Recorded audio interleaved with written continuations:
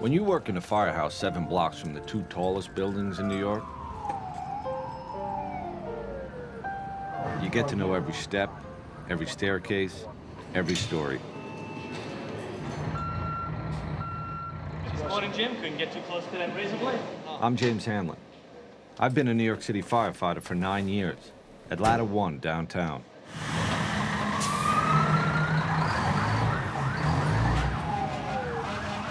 Last summer, the summer before 9/11, there were days we'd go to the Trade Center 5 times in a single shift.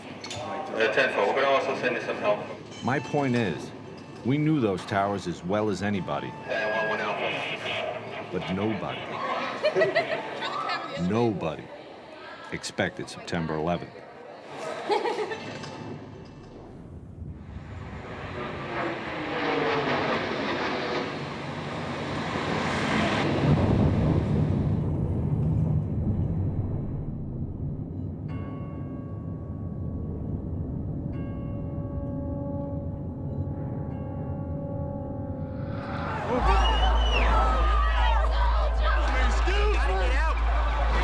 Go to the Trade Center.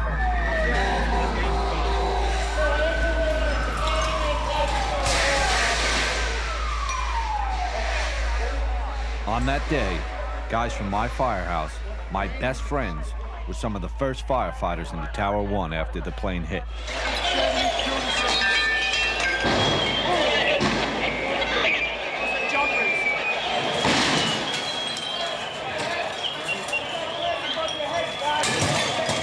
What they did that day, what everyone there did, was remarkable. Chief! And almost as remarkable, it was captured on videotape, inside the tower, beginning to end.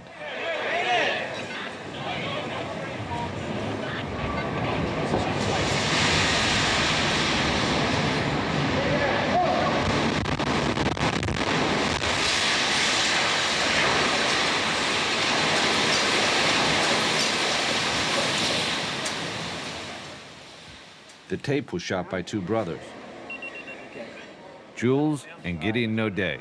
Holy shit. They're documentary filmmakers and old friends of mine. I don't know. They always say there is always a witness for history, I guess. That day we were chosen to be the witness. The strange thing is, the tape, the whole story, it kind of happened by accident. I mean, Jules and Gideon didn't mean to make a documentary about 9/11. We wanted to make a documentary about a firefighter. That's how the whole thing got started. 9, 10, 1, 2, 3. More to the point, the plan was to follow a rookie. On the job, we call them probies. The idea was to show how a kid, almost, become a man in 9 months. Which is their probationary period, where they have to prove themselves. Let's go, guys. Hurry up, get in the apartment. We teamed up, and by June of 2001, Yeah, we're going to make our way to the back. the 3 of us were out at the fire academy shooting the training. Open up. Move in. Off the ceiling. Sweep the floor. After a few weeks of learning the basics, a probie may think he knows what it takes to be a real fireman. He's in for a rude awakening. Can I have the lights, please? This is a probie. Became engulfed in fire. Another firefighter, no hood. Be prepared. Wear your gear. Go into a building. You never know what's gonna happen. The fire is starting to really roll over my head now. The force of it knocked me down, knocked my helmet off, and my hands were gone. I take 3 steps into the apartment, and the floor gave way, and we all went. And I'm trying to get my body off the ground now because I'm laying in boiling water. My right leg was paralyzed for 6 months. This job is no joke. When you get out, there's the real world. Don't be no hot dog show-off jerk. Pay attention to the senior men and do what you're told. Stay low, stay low. Toward the end of the initial training, we began looking for one out of the 99 new probies to follow. My name's Paul Denver. John Carroll. Antonios Benetatos. Tony for short. I was a police officer. For a while, I was a pizza man, actually, an Irish pizza man in the Bronx. This is my first job. It sounds kind of cheesy, but I always kind of wanted to be a hero, and this is really the only thing you could do that you can do that. Immediately, we're like, okay, this is the kid. This is the kid. Let's go. We got Tony assigned to my firehouse, one of the biggest in the city. It's Ladder 1, plus a whole other company, Engine 7. I'm so glad I took this job. Can't beat it. My wife, sometimes she gets like so frustrated at me because I'm so happy to come to work, you know? And she gets up in the morning, she's like, oh, I gotta go to work again. Meanwhile, I'm up 5:30 in the morning, and I'm like, honey, I'm going to work. You don't actually wear that. That's what it says. They are the greatest, incredible guys. D-Lover. They're guys who fought some of the worst fires you can imagine. What's up with that shirt? What's the matter? Soon, they'd face the unthinkable. Question was, would Tony be ready? I'm terrified. This is what I want to do, but it's scary. I just hope I can do everything that I'm supposed to do, you know? Because I want to help these guys and I want to be a good fireman, but you know, I'm still worried about how I'm going to actually react when there's fire flying over my head. Here goes. What's your first name? Tony. You know you come in on Thursday, right? Thursday? I wasn't sure of that. Thursday night. I am now, sir. Do you need to sit down? Yes, sir. Thank you. Stop calling me sir? I'm a little bit nervous. All right. What am I supposed to do when I come in the morning? Anything I should know? Be on time. I want to make sure I do everything I'm supposed to do. Thing is, when you're a probie, what you're supposed to do We gotta do the sheets. We change the sheets in the mornings. is pretty much everything. More news and traffic coming up. It's 6:22.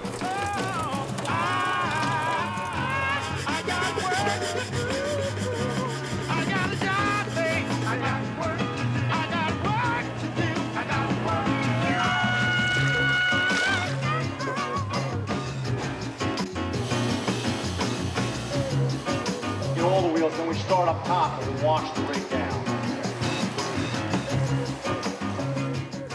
Probie rules. Probie always gets in the sink. Probie does not go in the TV room, ever. Probie makes sure there's always hot coffee in the morning. You have an iron at home?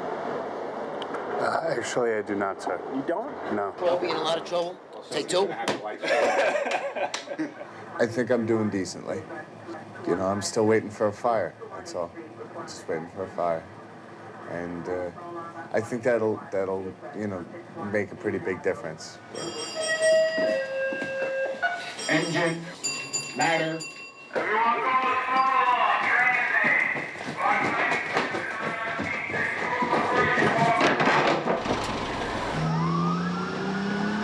Should we grab that big long thing from the back, too?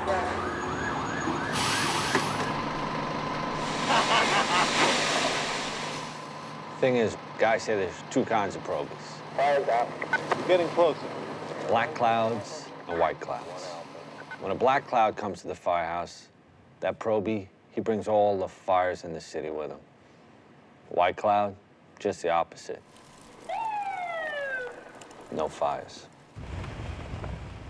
Don't get me wrong, there were fires. Just not when Tony was on duty.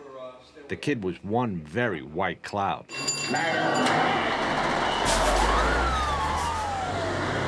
what do you say? Does it feel like fire today? Or... Yeah?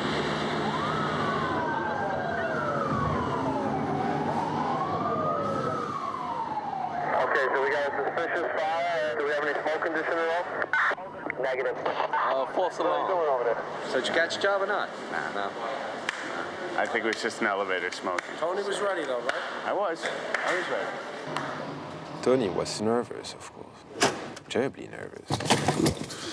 And as the days would pass, Tony, waiting for his first fire, wanted to prove to the other guys, and even more to himself, that he was going to be a real great fireman, Tony. I'll get back. the guys were not going to make it easy on him. No one was singling Tony out. We do it to every probie. We're gonna break your chops till you laugh about it. Right. Because that's how we do it. All We'll right. tease you to death until you start laughing. Right. No problem. You gotta love this stuff. No, I. Sooner or later, and you will. Yeah. But before you can love it, you've got to learn it. Now, say you got up there now, got your helmet on, your bunker gear, and you got to get your mask on. How you going to do that without letting go? I don't know. When we hit, what's the best way to hit? On one knee. Hit.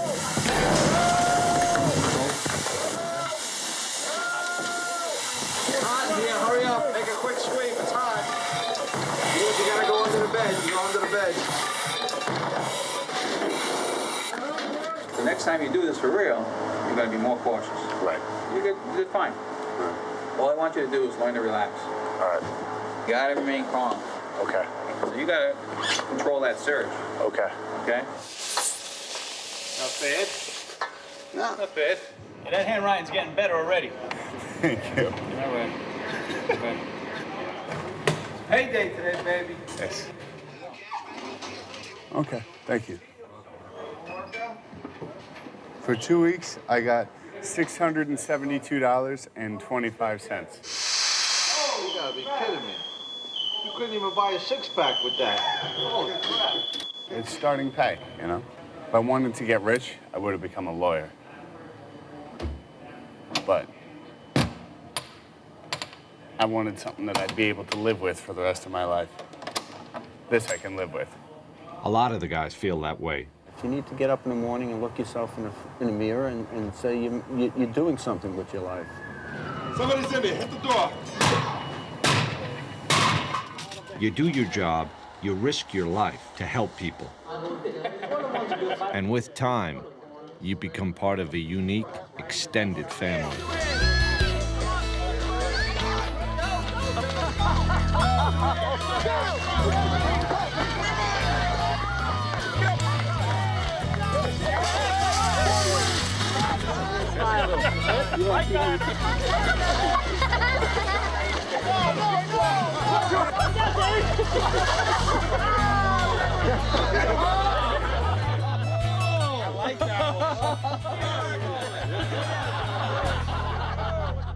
We do a lot of things with our families together.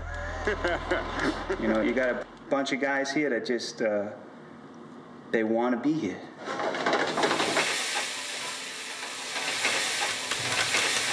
Just making some onions and mushrooms for the steaks. How you doing, Jimbo? Huh? Doing pretty good? Yeah? Look at go. Ah, this is a good song here.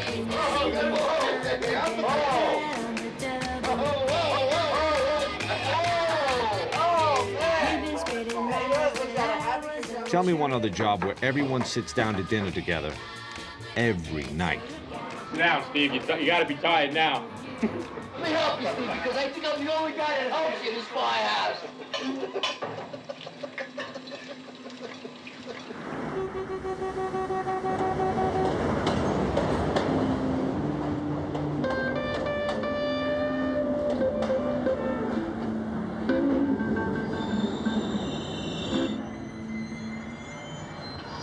I knew it was you, Fredo. You broke my heart. It's been 4 weeks, I think, 5 weeks, something like that. And I'm still no fire. It'll come. Probably when I'm asleep and not ready for it. That's when it'll come. It's 2:30 in the morning, bro. You can sleep. You can. All right. Trust me. When the alarm goes off, they'll come and get you. Engine, ladder.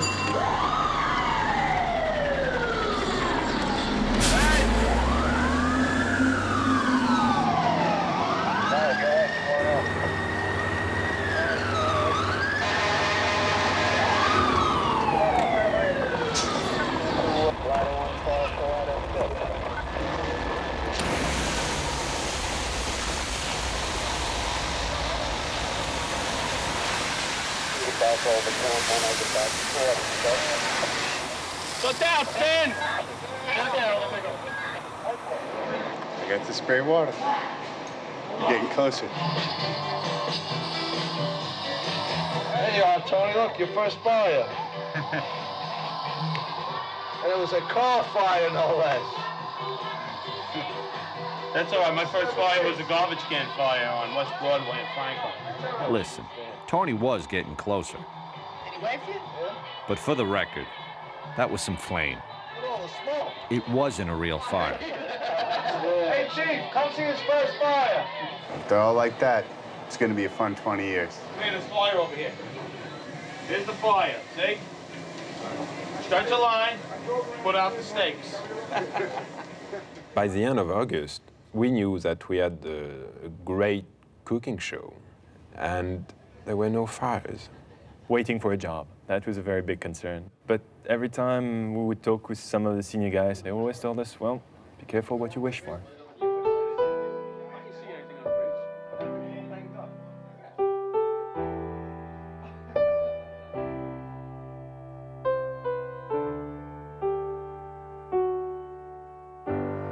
Yesterday, a 27-year-old firefighter, in Staten Island he was stationed, went to a job and he passed away.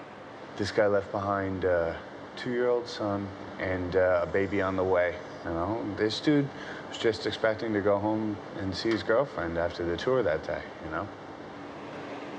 And, well, we'll go to the funeral on Saturday and what can you say?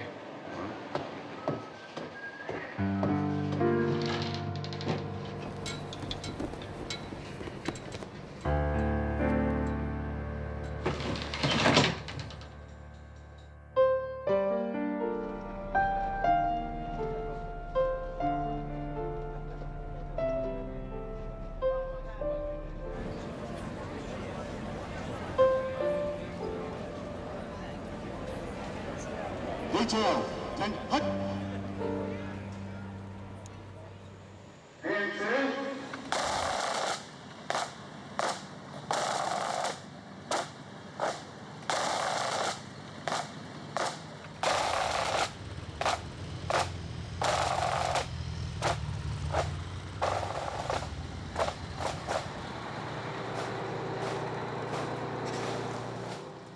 I look back to last summer, and it doesn't just seem like a different time. It seems like a different world.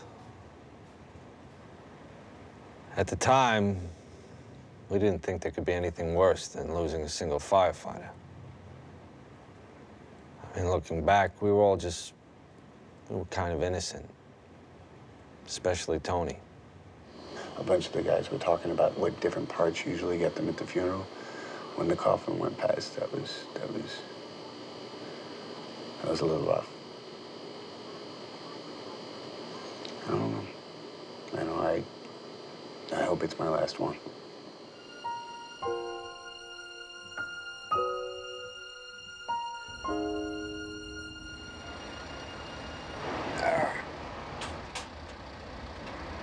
So go straight up right now.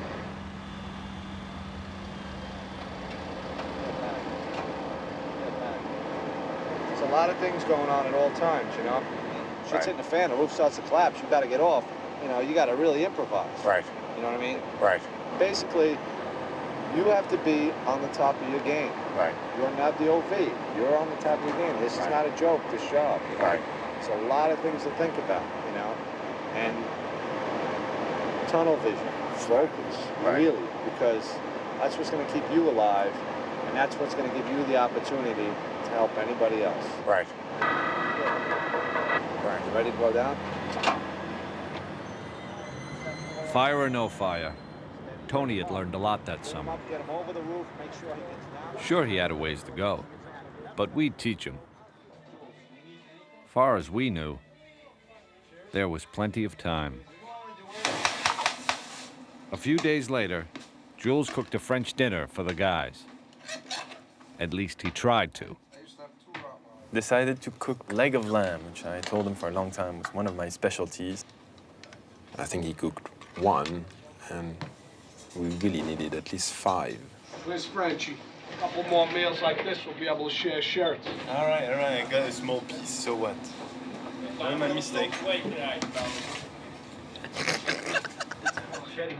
We stayed up late, just telling jokes and busting chops.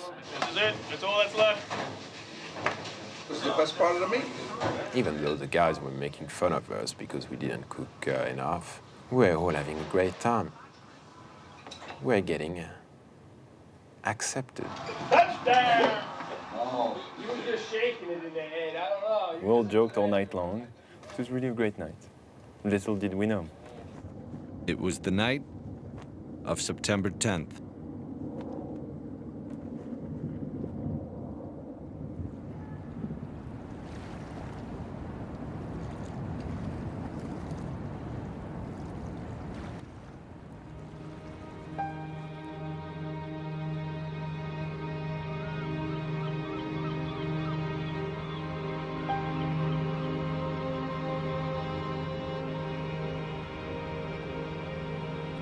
It's going to be a beautiful day today. Sunshine throughout. Low humidity. Really a splendid September day. The afternoon temperature about 80 degrees. Great weather for the primary election. Tonight, clear and cool, low 60 at Midtown. It's begun to sound like some sort of a cliche. But really, September 11th started out like every other day. Well, currently winds out of the northwest 6 miles per hour. Relative humidity 70%. 66 in Newark, 64 degrees in Bridgeport, 67 in Midtown, and heading for 80. 8 o'clock in the morning, Don't throw the fat away. the day guys were just coming in. I was off that day. 13 guys from my firehouse were on. Whoa! What happened? Around 8:30. Ladder. I believe the run came in. Get the run for the gas leak, or an odor of gas in the street, actually, I think it was. It's just Lispinard and Church, odor of gas. And we responded. Arrived in minutes. You know, I don't think anything of it. You get on the rig, you go, you say, all right, it's an odor of gas. Jules was riding with the battalion chief, Joseph Pfeiffer, videotaping. It was just another call, and I'm riding with the battalion chief. It was basically camera practice. See, Jules had only been shooting for a few weeks. Before that, Gideon was the main cameraman. Every time the battalion goes, I go. You know, I just need to practice, so I shoot.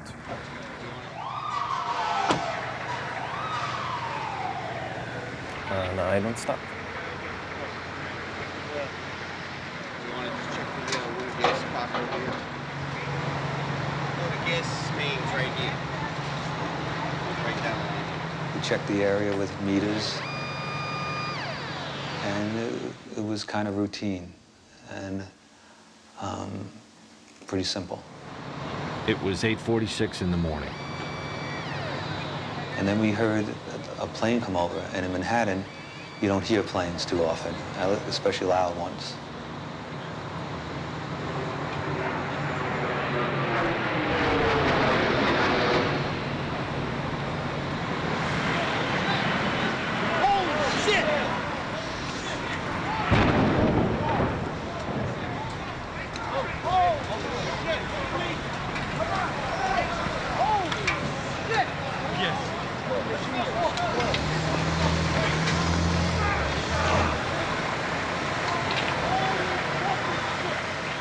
Right then and there, I knew that this was going to be the worst day of my life as a firefighter. Immediately, I knew this wasn't an accident. What am I doing on this? Go to the trade center. I know. We knew, this was going to be something unusual, something tough, but it would be something we could handle or at least deal with. Oh my God. That looked like a direct attack.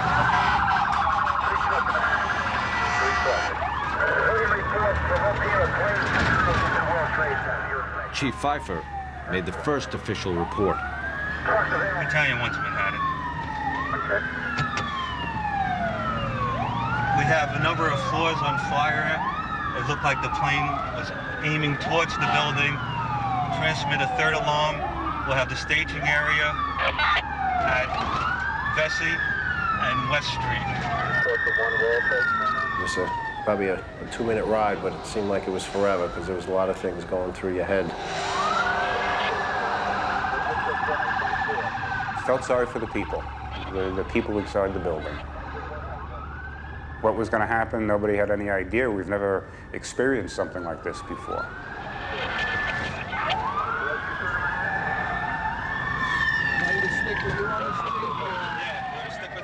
Everyone we was passing was looking up. It's like the world just stopped. We are just currently getting a look at the World Trade Center. We have something that has happened here. Flame and an awful lot of smoke from one of the towers. Whatever has occurred has just occurred within minutes, and we are trying to determine exactly what's on. As we swung around in front of World Trade, my mind tells me, wow, this is bad. What do we do? Like, what do we do for this?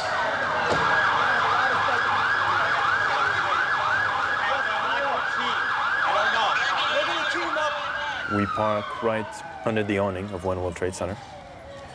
Chief Pfeiffer puts his gear on, and I remember asking him, Chief, can I come in with you? I want to come in with you. And he says, yep. Yeah, you stay with me. Come in with me, never leave my sight. We got the chance. I go in, and I hear screams, and right to my right, there is 2 people on fire, burning.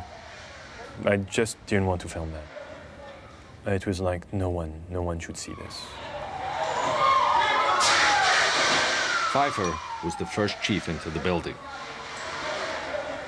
Right away, a guy from the Port Authority told him the damage was somewhere above the 78th floor. But all you had to do was look around. It was obvious. Something had happened right there in the lobby.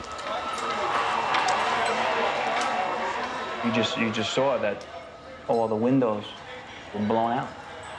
The lobby looked like the plane hit the lobby. Later, they'd figure out that flaming jet fuel had shot straight down the elevator shaft. All of this damage was done already. People was all over the place.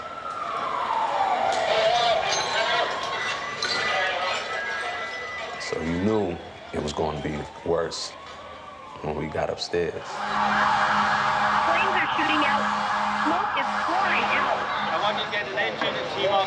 Get an offside line. Talk to 7. Okay, I want you to go any higher than 70. What's going on? 78. My main concern was we had 20 floors of people above. And we had to figure out a way to get them out.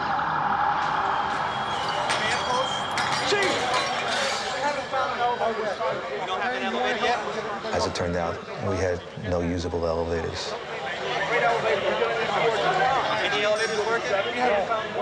With the elevators out, there was only one way to get up there.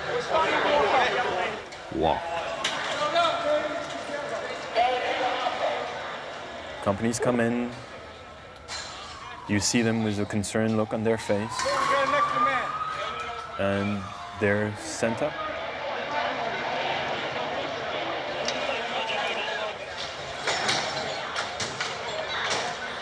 A firefighter in full gear, carrying 60-something pounds of hose and equipment. Takes about a minute to climb one flight of stairs. These guys were looking at 80 stories just to get there. Then they'd start working. I felt the mood that we were going to put the fire out. Everyone seemed to be confident. I know I was. You basically looked at it and said, okay, we got 10, 20 stories of fire. We'll deal with it. We'll get up there. We'll get to it. There are fire crews just screaming into this area from every conceivable direction. By this time, some of the top chiefs in the department had joined Chief Pfeiffer, running the command post, sending guys upstairs. Every time I looked around, it was new faces. Some that I recognized, I had seen Chief Pronti, great guy, white hair, mustache, the perfect grandfather that you'd like to have. Remember seeing Lieutenant Fody, who was working with 9 engine. Said hello and then started going up. Another of the men who went up was Lieutenant Kevin Pfeiffer. He was in charge of Engine 33, and he was the chief's brother. I just remember we both looked at each other, said a few words, but it was more the look with a real concern that this was going to be something tough. It's going to be a tough job. It's going to be a long job. They'll put it out. That's what they do. The last time Jules had seen his brother was an hour ago, at the firehouse. Far as Jules knew, Gideon had followed Tony, the probie, into the tower. When we had left for the odor of gas in the street, for me, it was in the engine. And then when we arrived to the trade center, he went up immediately with the guys. So for me, my brother is going up the stairs. It turns out, Gideon was with Tony. Engine 7, ladder 1. This is firefighter Benetados. But Tony was still at the firehouse. Yeah. No, I was off duty. And now he'd been ordered to stay there. Everybody's been recalled. All available units must come back to the firehouse. While Tony tried to keep up with the phones, this is firefighter Benetados. Gideon took his camera and started walking down towards the trade center. He was sure his brother was inside, and he wanted to get to him. I remember slowly walking down to the World Trade Center. What really sticks in my mind is passing by the people and filming them and filming their astonishment. And the eyes saying, this is not happening.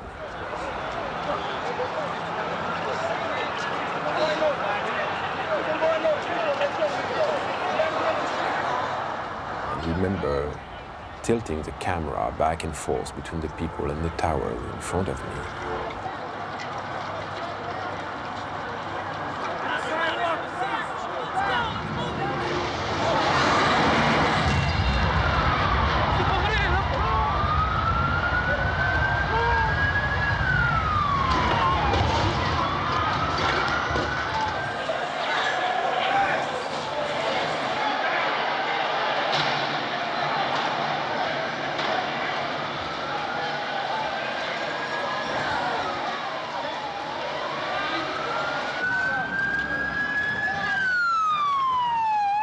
Towers of the World Trade Center have been hit by aircraft. Both are in flames. Both suffered explosions. There is black smoke coming from both of the towers. It's a horrific scene here. There's debris flying through the air over the East River here into Brooklyn. What appears to be...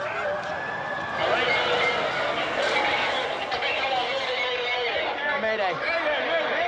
There were 2 planes. I saw the second one hit. It hit the other tower. All we knew was that a second plane hit, and we had a lot of people trapped. Stay together. Stay together. Let me know what's going on. We're just going to have to walk a long way to go. Second plane is with motherfuckers. All right. Now the Chiefs would have to set up a whole other operation over in Tower 2. Wait, no, he's gonna... I'm gonna send him up. I get no chief.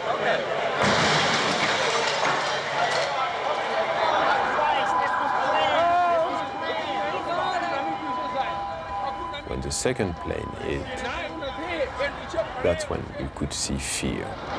Both of them are on fire. You could see it in everybody's eye. Tell her your co-workers are with you. There were people from all over the world in these streets. Different colors, different languages. On those few blocks between the firehouse and the World Trade Center, the entire world was there. So two aircraft. The first one on one World Trade Center. The second one just happened. And they were all looking at the same thing and talking about the same thing and reacting the same way. You saw a plane going? A plane went straight into the building, right there into the side. Yes, how big is the plane? That was a direct hit. Huge one. There were two planes? Yeah. There's two, one in each building. Yeah, I saw the last one. We heard boom in the whole field. What are those people gonna do? On the second one? All the elevators are blocked out. Yeah. Well, the staircases must still be, right?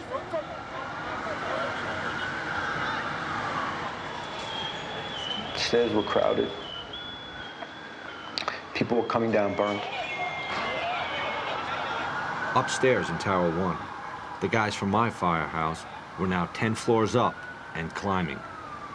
If we did talk, it was to the people coming down, trying to comfort them, tell them it's all right, get out, stay calm. I wound up finding a woman in the C staircase. Her arms were all burned. She was just sitting there, basically in shock. So I picked her up under her arms, and I put her in with a group of guys, and I asked the group of guys to, take it down. I spoke with one person. I think the highest floor that I had heard was about a survivor from the 80th floor coming down. So we know that that was intact. We knew it was going to be a long haul getting up there. And you had to try to conserve as much energy as possible, if that was even possible, I'm hot. I could feel the blood in my neck pumping. I could feel my whole, my whole heart, my whole system is really working. I knew we had to get up to help people. We had to get up there. I knew we'd get there, but it was just going to take a while. You're talking about thousands of casualties and thousands of potential casualties. They was pretty much saying, God bless you, can't believe y'all going up and we're coming down. People, they pretty much said, why are y'all going up there? Get out.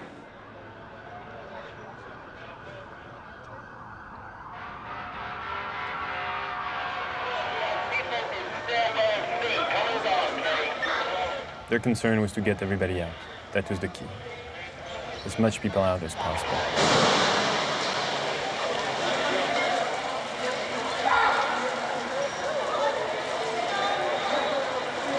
Most of the people in Tower 1 came out on the mezzanine above the lobby.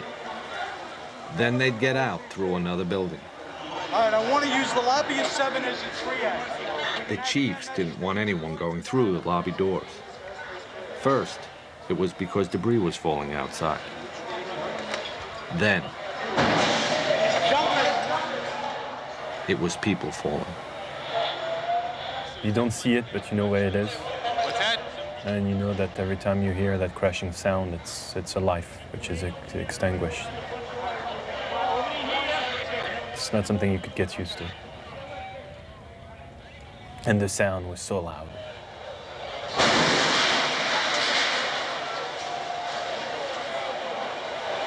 I just remember looking up, thinking, how bad is it up there that the better option is to jump?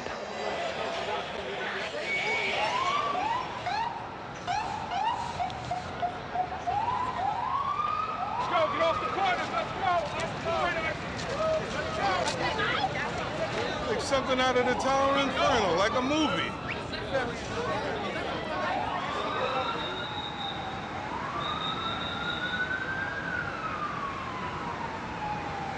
Wins News Time, 9:12, a major disaster in New York City this morning. Breaking news now on 1010 Wins. Well, we now have some insight as to what's going on the air here. The FBI is now investigating reports of a plane hijacking before these crashes we're telling you about at the World Trade Center towers this morning.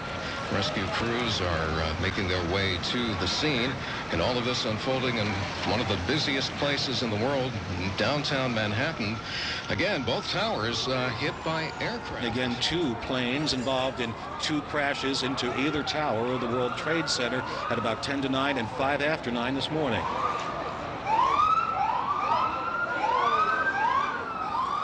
Pieces of the building and the planes actually landed blocks away. Gideon was walking with his camera when he found a chunk of the plane engine that had crashed completely through Tower 2. Don't be kicking stuff over here. This is evidence. No, you don't kick it. All right, just get out of the area. Just go.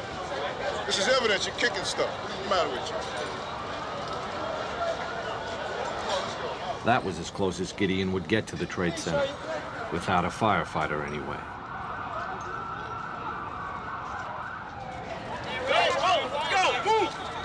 So I decided that the smartest thing to do was to slowly walk back to the firehouse and find a way to go to Jules.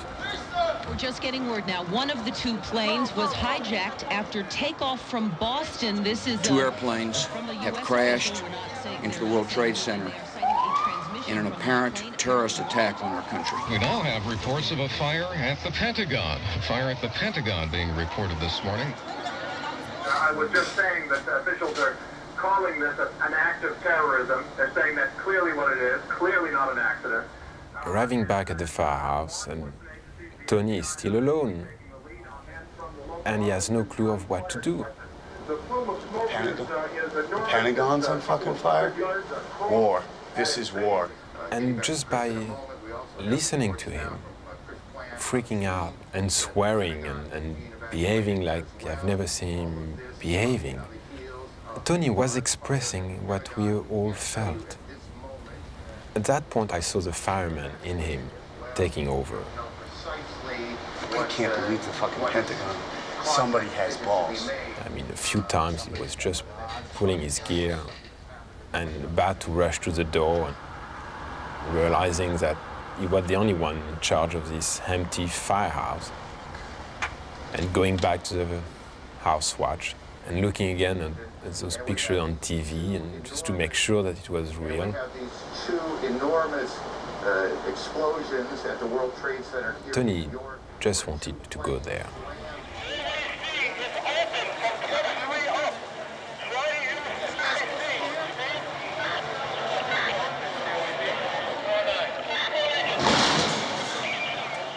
In the lobby, the chiefs were trying to run the largest rescue operation any of them had ever seen.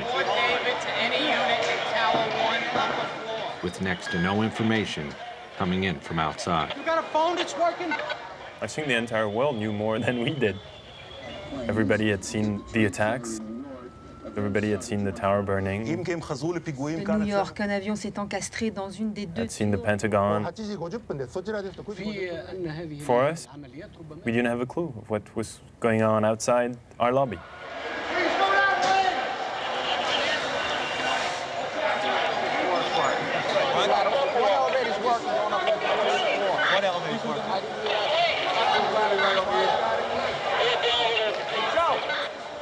Just like a beehive, that place. Everybody's working on the phone, everybody's working on the radio. Everybody's getting information, sending guys up, getting reports. And just trying to get this thing under control.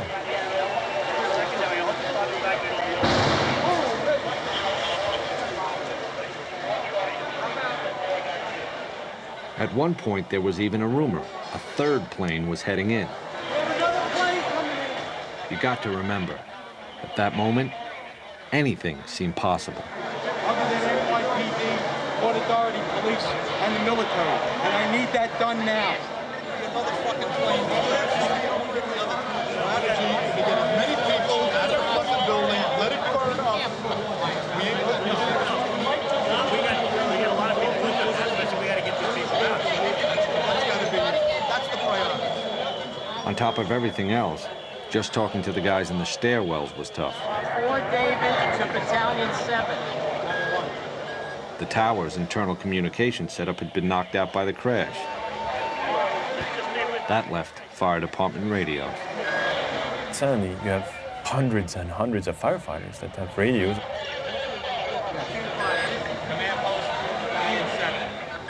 Seems to become more and more difficult.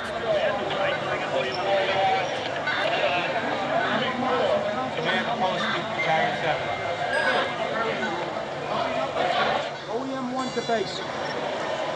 Please provide me again with your location. Is there anyone in this car? Is there anyone in this car? You had one guy from the WTC who was trying frantically to reach anyone on the elevators. 69 car. Anyone in this car? Oh, is there anyone in this car? And going through the list, Hello, is there anyone in this car? and there's about 98 elevators in the World Trade Center. Is there any kind of recall capability? Can't speak. I'm trying to evaluate which ones are good and which aren't. In the middle of all this, suddenly an elevator opens up. And you see people not having a clue of what's going on, because they've been stuck in there since the first plane hit.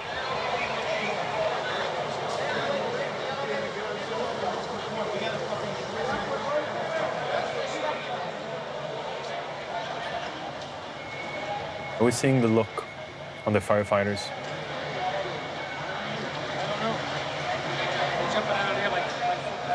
It was not fear, it was what's going on. Disbelief. That made me panic a little bit. That made me panic.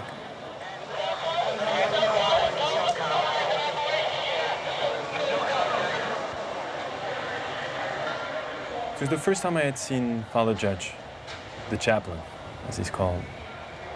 He was in the lobby with us, and I could tell that he was praying.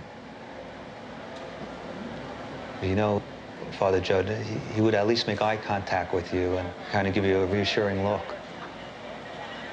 That wasn't occurring, almost like he knew that this was not good.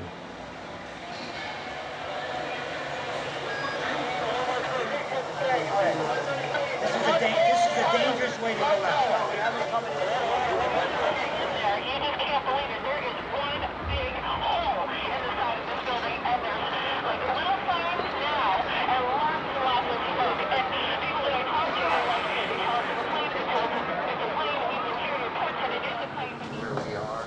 Back at the firehouse, What's up?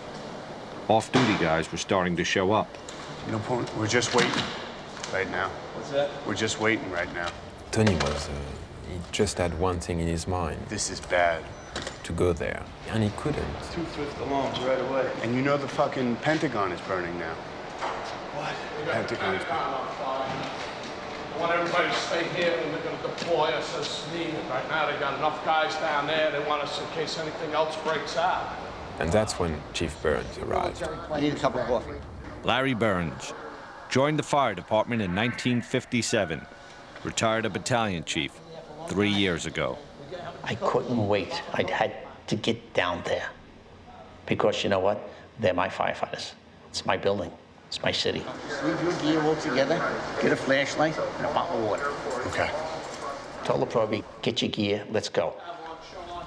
I remember Tony asking me to bring him some gloves, medical gloves. Grab a box of gloves. Go grab a box of gloves. And by the time I found them and rushed back, they were gone. The probie and the retired chief were lost in the crowd, headed down to the Trade Center. Oh, Lord. I think at that point, the lobby was pretty empty. There were just a few of us in the lobby, and we were discussing tactics. This is Tower 1. This is Tower 1. Put a big 1 here. Some of the outlying companies didn't know what Tower 1 was and Tower 2. So we were just trying to help them out by writing it on the desk to make it obvious to people. It was just before 10 o'clock. A little over an hour since the first plane hit. Firefighters from all over the city were inside those towers. Hundreds of them.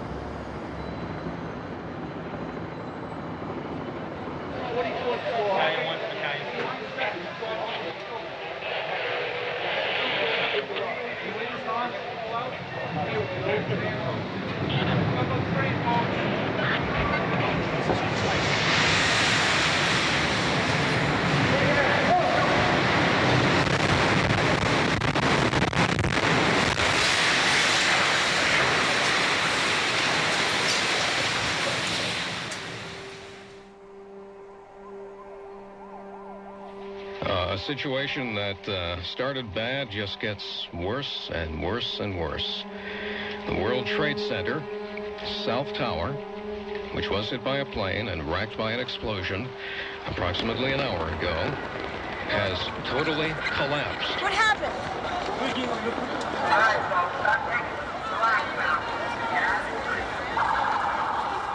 If you're just joining us this morning, you're in for a horrific surprise.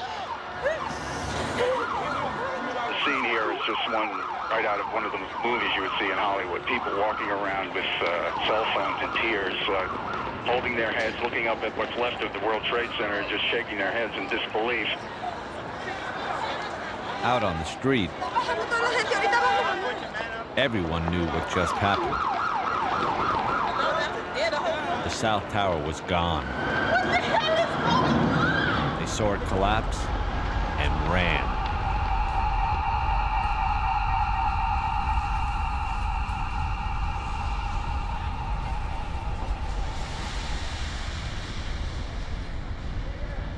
I waited. Time slowed down and everything became pitch black. Everybody all right? Yeah, I'm okay. How's the way out of here?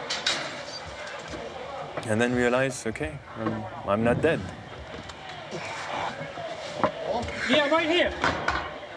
So let's turn on my floodlight on top of my camera. All right, come on down this way. Oh. Yeah, let's get out the way we came in. Okay, come on back. Everybody down.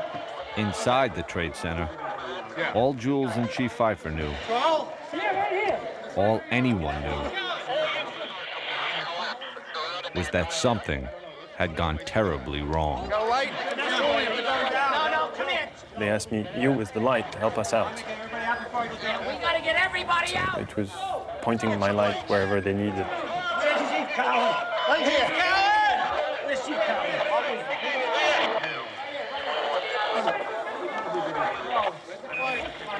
I remember seeing Chief Pfeiffer. Command post from Tower 1. To all units. Evacuate the building. Not out there. That's going up. Command post to all units. He gave it right away, very calm, didn't wait. And it was, for him, it was a precaution. It was, okay, something wrong is happening. Let's get everybody out. Where's that flashlight? From the tone of his voice, I knew that it was no normal thing. I knew it was time to leave. I remember saying to the guys, well, we're on our own now. And for the first time, I looked in someone else's eyes and saw fear, which you don't see with the firemen. We orderly evacuated. It was such a long walk, 21, 17, 16, 15, 14, 13. I was going down the stairs. I could remember a fireman resting on the landing and telling them, you know, we've heard a mayday, get out of the building. And, I don't think a lot of them, I know for a fact, did not take it serious. You start to feel your anxiety build up. And take a deep breath, and you say, it's gonna be all right. Let's just keep going. Our brothers ahead of me, brothers behind me. We're in this together, we're fighting together, and we're gonna do what we have to do. Sarge? Hey, Pete! Come on, Pete! I was not even consciously filming. I was just had my camera by my side and pointing the light wherever they needed. Needed my light to actually help someone, and then I realized it was Father Judge. Hey, guys, here, we need a hand here. We saw him lying at the base of the escalator where we were. And I removed his white collar and I opened up his shirt. And I remember checking for his pulse and realizing at that time he was gone. All right, we got 4 guys. I'm here. Where's Chief Hayden? It's up the escalator right here. Come on. Up the right here. Come on. Let's go. Top of the escalator. Top of the escalator? Top of the escalator.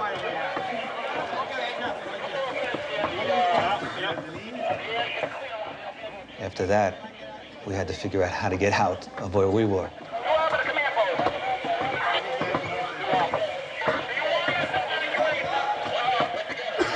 Because if you go out this way, right where we are now, people are still jumping, debris still falling, and it's too dangerous. You cannot go out this way. In World Trade Center, we took a hit on that last explosion. Command post is being evacuated at this time.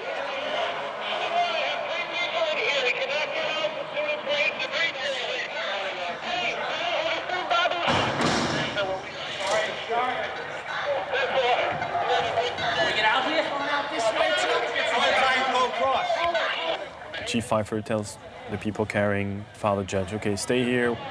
Which way? I told them that I'll be back and wait here, and I'll see if the bridge is still here. Chief Pfeiffer went to check one of the footbridges leading out of the Trade Center. If it was still standing, it'd be their best way out. What are we gonna do? Go home. There's no way to get home.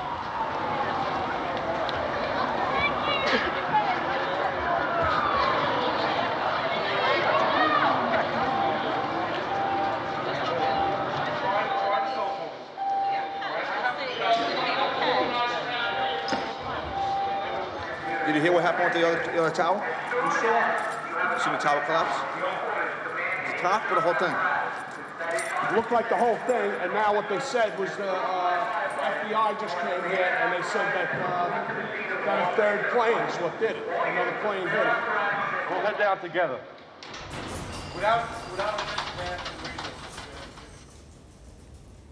And now I wonder for the first time if Julie's still alive. I never thought about it before. Honey, it's a terrible, terrible day. I'm sure they're out there. I realized that Jules could be dead at that very moment. And I was feeling so responsible. I was the one who put him in this situation.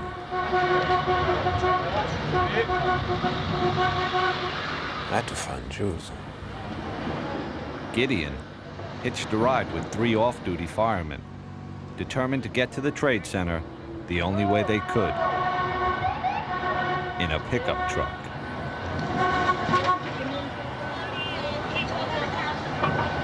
Billy Cosgrove! You sure there be the cover here, man?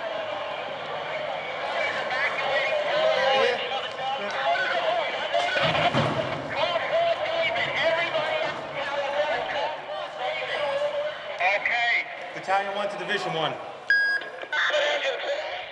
We walk and we walk and we walk. And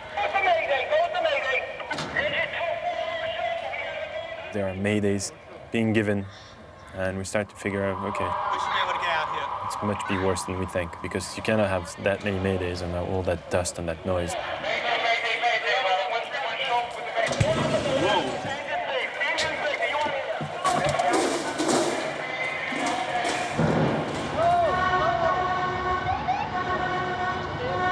That's when I felt the danger for the first time.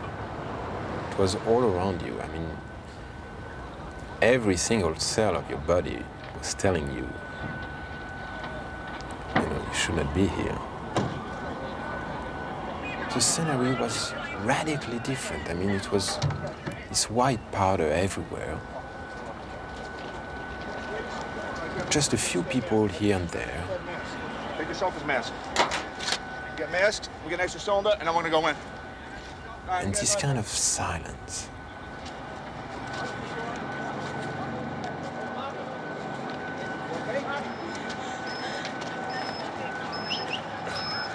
You have ambulances straight down. Thank you. Of course, there's no word on casualties, You have ambulances straight down. but suffice to say, the loss of life presumably profound. Ambulance straight down. Ambulance is straight down. Of course, at this point, everyone's concern is just getting north, getting away from the World Trade Center, as well as finding out where their families are. The south tower of the World Trade Center just minutes ago collapsed to the ground. Only one tower is standing at this point. I have a direct line of sight to what is left of the World Trade Center. The fire continues to burn. I can see the flames through the thick smoke.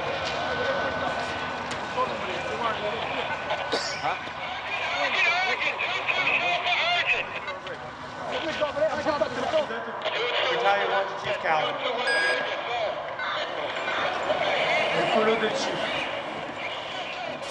By this time, Chief Pfeiffer had found a safe exit and tried to radio the men in the lobby. No answer.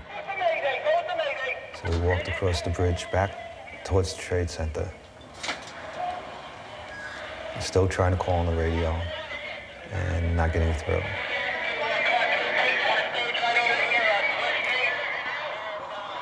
The guys that we had left there, they're not there anymore. They had already gone out another way, carrying the body of Father Michael Judge down the street to St. Peter's Church.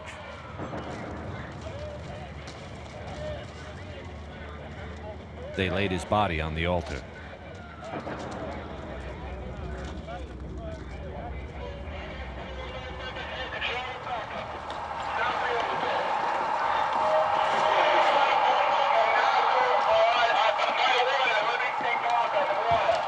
The chief, his aide Eddie Fahey, and Jules walked outside, underneath the footbridge they just crossed, and into a scene that none of them could even comprehend.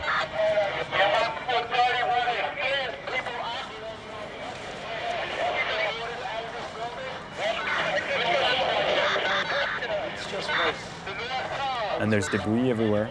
There's dust covering the entire place.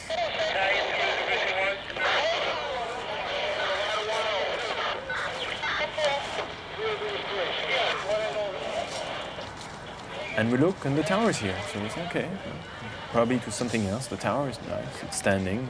The other one, we can't see it, but it's probably just, on the other side, and no one tells us. We have no clue. Where the Trade Center was just covered with smoke. And that's not unusual for a fire to have a building disappear behind the smoke.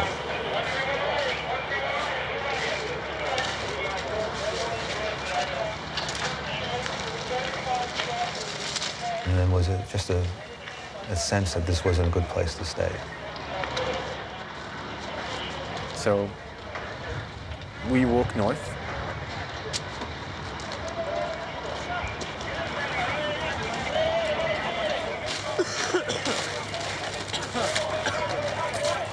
Just trying to figure out what took place here, and then try to gain some control.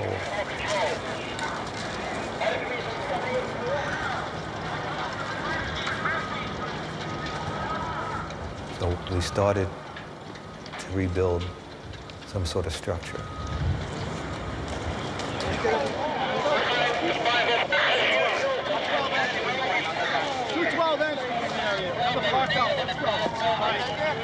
We got everybody out of the lobby within the lobby. Chief Pfeiffer's priority was to set up a new command post and find his men. Right now, they were coming down the stairs. At some point, I started to run. I don't even know if I was touching stairs on my way down. When I got about to 3 or 2 is when I started to think of my family, So I gotta get out of here. When we got out to the lobby, it was unbelievable. Nobody was around the command station. There was nobody at the command station. It looked like the end of the world.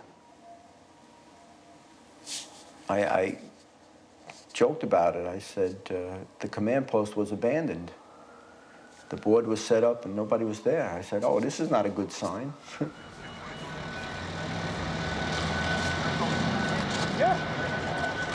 I knew there was nothing I could really do. I mean, I was not a fireman. I had absolutely no medical expertise at all. As just a civilian. But as a cameraman, yeah, there was something I could do. And it was to document what was happening. So the cameraman took over and just filmed.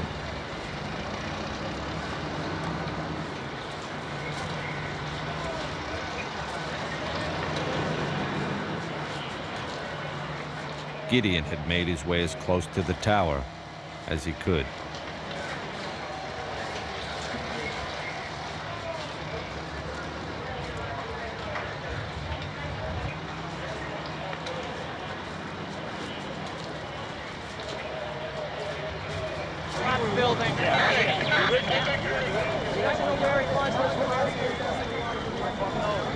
Strange enough, I kept the only thing that was my preoccupation was to clean my lens.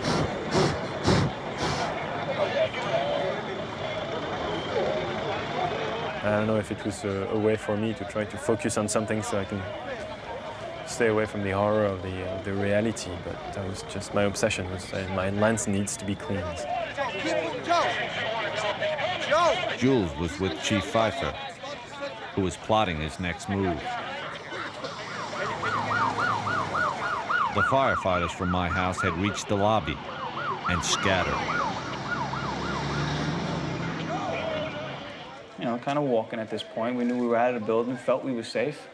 Unfortunately, there were people jumping out of windows. You could see them hitting the ground all around you, debris hitting the ground. I thought we was going to get out the building, the chiefs will meet up, and then we come up with a plan, and then we go back in. That's what I thought it would be something like. Just before I walked out, a fireman out in the middle of the street was yelling at me, wait, wait, throwing up his hands. And that time I waited, and there was a big thud, and then another thud, and there was two people who had fallen or jumped from way high up. Get yourself accounted for with Chief Goring down at staging. Let's move. Come on, officers. Basically, everybody was standing right in the shadow of Tower 1. It was 10:28 in the morning. And then comes that sound again.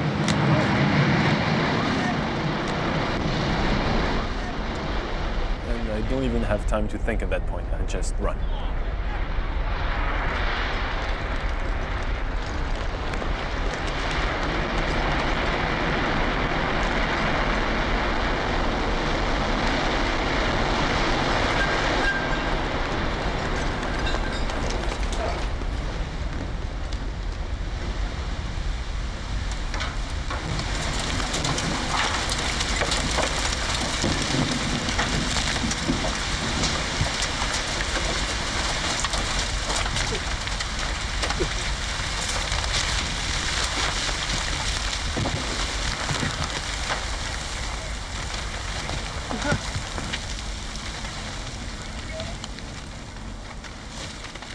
And it's dead silence. There's nothing. No radio calls, no sound, nothing.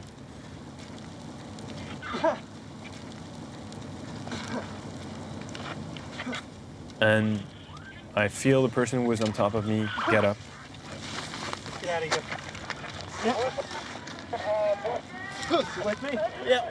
And I recognize it's Chief Pfeiffer's voice. And I just realized it's just, you know, it jumped on top of me to protect me from all this.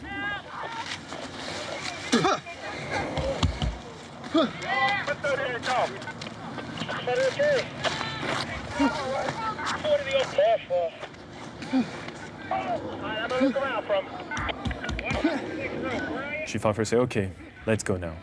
And we get up. The dust starts to clear because the wind was blowing in the opposite direction.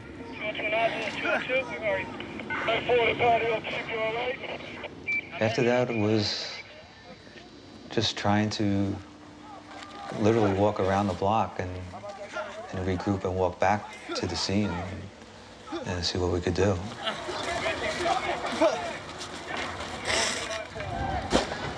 Less than a block away, Gideon was still in darkness.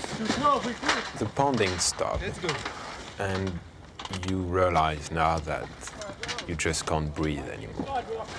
We need help! go before the car blow up. Come, keep this way. Let's go before the cars blow up. At that point, I realized that I was going to die. Let's go. We're over here behind the ESU truck. This way. Keep shouting. Right here. Come to the truck. Come on, we gotta get out of here. Let's go. You gotta fucking move, man. This way. And the only thing I could think about, it was Jules. And I remember telling myself that if I would survive that, I would be a better brother. Yeah, let's go, you can make it. Help him. Quickly, it's right here. He weighs 400 pounds, dude. You get over here. We're not going to leave him here. He's not standing. You need to come over here and fucking help. The last person Gideon had filmed was now lying in the middle of the street. Grab his leg. Buddy, push it up. This guy must have been standing outside in the street when everything collapsed. And he survived it. And with the help of an FBI agent, he walked him to safety. And we can't see a thing. You have to walk, sir. You have to walk. You're almost there. Come on. Yeah. And he would pass out every second, so it was very difficult to carry him. Thank you. No. Moses! Do you have some water, something to drink? Thanks. Open your mouth, because I need the water too. Open it out. Thanks. I had been in this street 3 times in the last hour. The first time, it was full of people. The second time, everybody was running away from it. And the third time, getting out of the last collapse, there was just nobody. And everything was white. Everything was covered by the dust.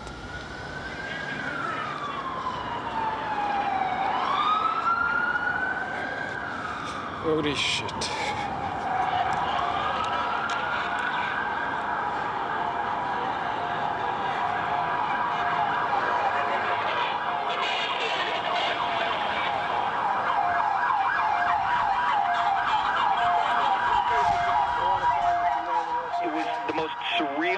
I have ever seen. I cannot describe what took place.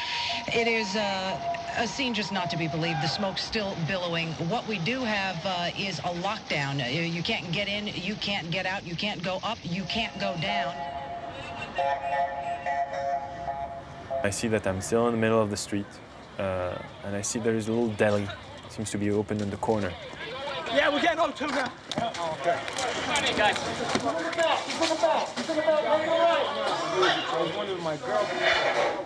A lot of people injured. Firefighters, bloody nose, things like that.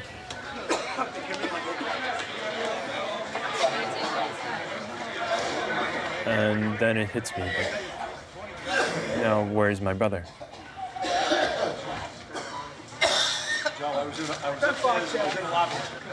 Go back here. I start realizing that I've probably lost my brother.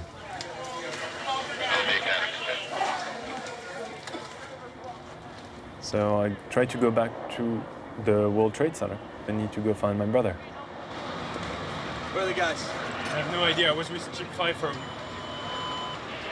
And I'm in the middle of the street walking, and a cop approached me and says, you know, who are you with? I'm with the chief of with Battalion 1. Oh, you're Battalion 1? Yeah. You got ID? I don't have ID. I have my letter of, from the commissioner. Take your letter and your camera and get out of here. All right? Go.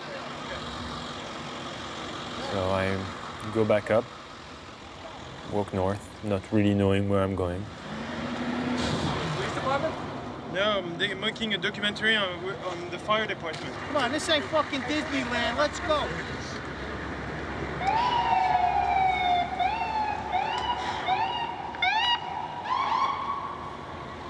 And after a while, I said, there's nothing I can do here. I need to go back to the firehouse. Maybe they'll have some news. And maybe he's already back there. But at that point, I think he's dead. And it becomes too overwhelming.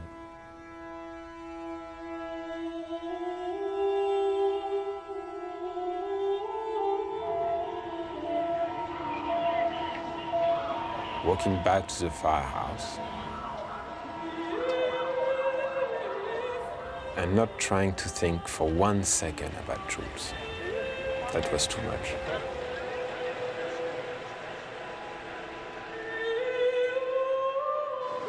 Don't worry, honey. We'll stand.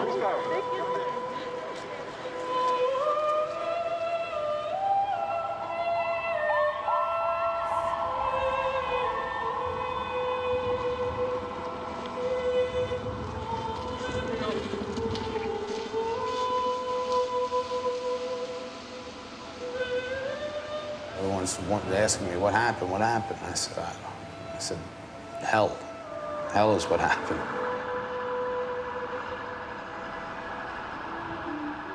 It just came down, and it wasn't supposed to come down.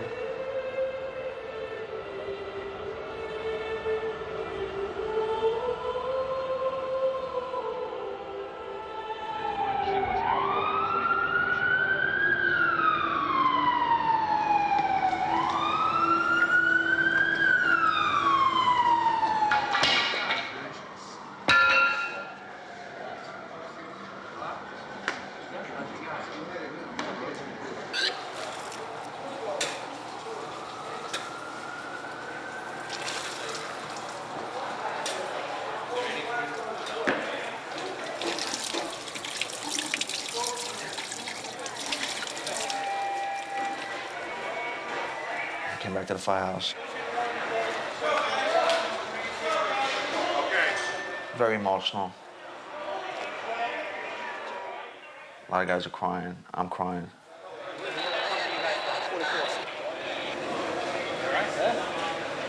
Where the fuck am I couldn't get back in. They wouldn't let me up.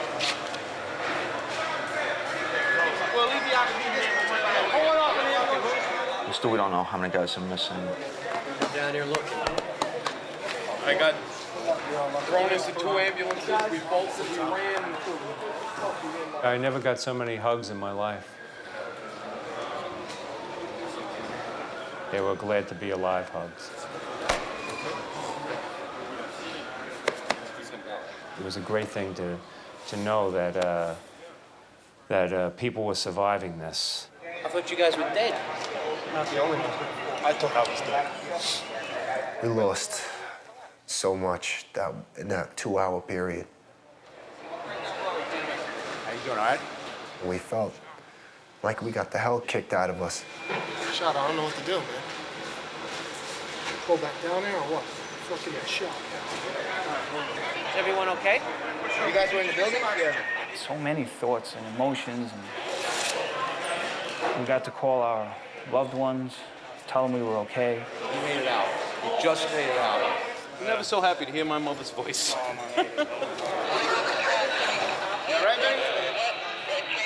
Little to little, the guys started to come back, one by one.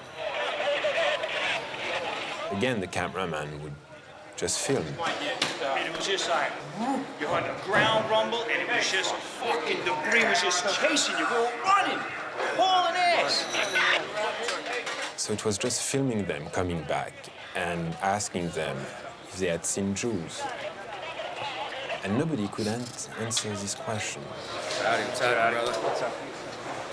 It was extremely frustrating and annoying. One guy from the firehouse came to me and I asked him, have you seen Jules? Do you know where he is? And he looked at me and he said, yes, he's behind you. And I turned over and Jules was there in the firehouse. I didn't even see him coming in. And it was like meeting for the first time.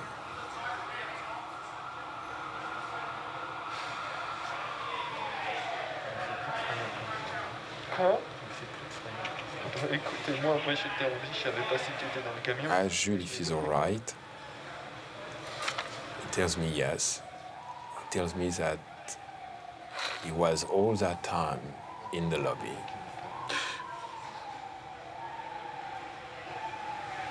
I never thought I was so happy to meet my brother, that's for sure.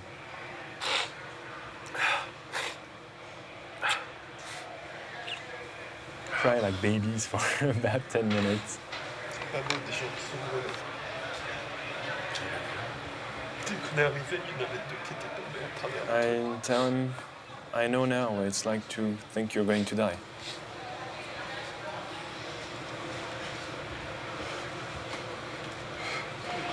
Oh, fuck, man. We're worried about you. You don't know what happened to you guys. Oh, God. Everybody's all right? Everybody's accounted for? Right here. You got everybody? Right here. Everybody's accounted for? Mr. North. You all right? What's up, Patty? I can't believe we all made it out. How did we make it out of that building? 30 seconds, another 2 flights higher. Why am I alive? So many others are dead.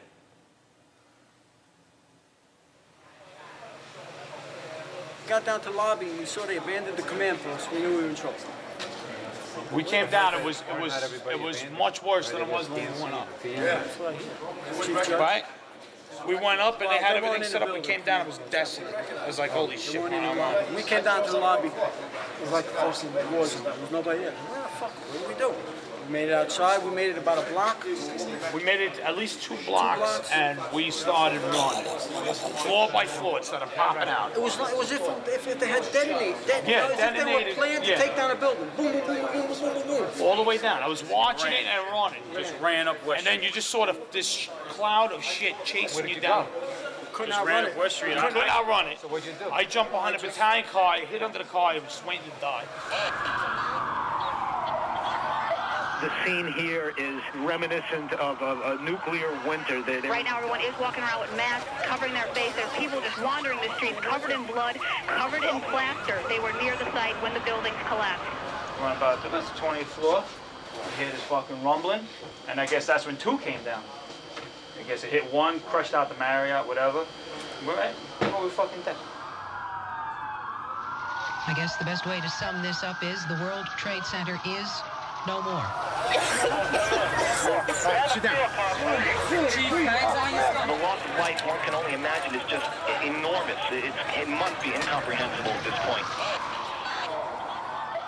They have a fireman's body in house on the floor. They dragged him in, but they can't identify him because the shirtwearer's name is just ripped and it's only half a body. The building started shaking. I started running, and then by the time I got to the bottom, there was bodies hitting the ground. Chaplain, we carried out the chaplain. He was dead. It exploded, and they all just blew us all in. They fired upon the chaplain? Yeah, all back. He had no pulse, nothing.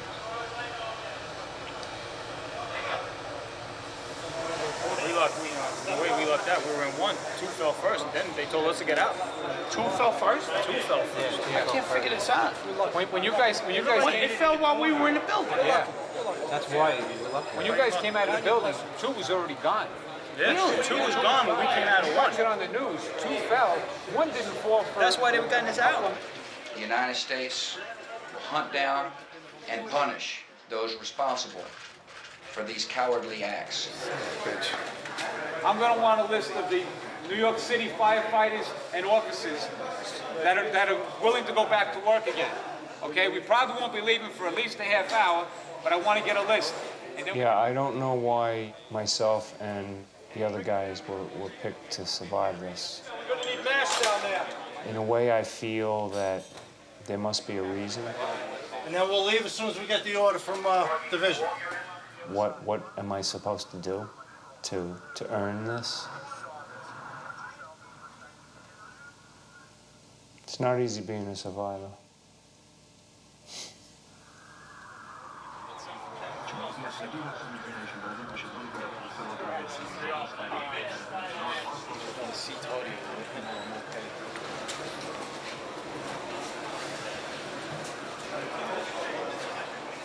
Put your head back now, gently. Yeah. Okay? Oh, that day changed everything. I think I got fibers in there. You got fibers in there. When I came back that day to the firehouse, one firefighter came to me and he said, you know, yesterday you had one brother. Today you have 50. Good to see you.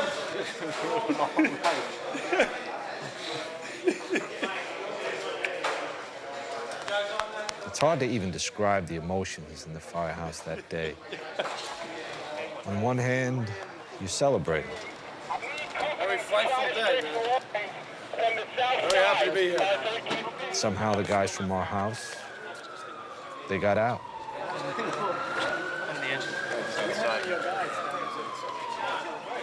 Everybody come back one by one at the firehouse, except one. Did you see Tony over there, Benetatos? Tony. Benetatos is the only one that... We were all accounted for, except for Tony.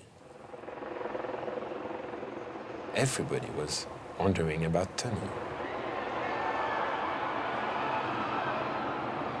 At the same time, we knew hundreds of firefighters, thousands of people had to have died in those towers. And every hour that passed, we were more certain Tony Benetatos was one of them. Hey, guys, Deputy Chief Hill called. 1st Division, he doesn't want anybody else down here right now. They got 1 million guys that are standing around doing nothing. So it's a direct order from Hill. I'd come in from home, and yeah, we were ordered to stay at the firehouse. But the truth is, the guys had to go back. Had to start digging for survivors. That fucking mentality, get in there, get in there, get in there, get the people out. It's bred in you, it's programmed into you. I had to go back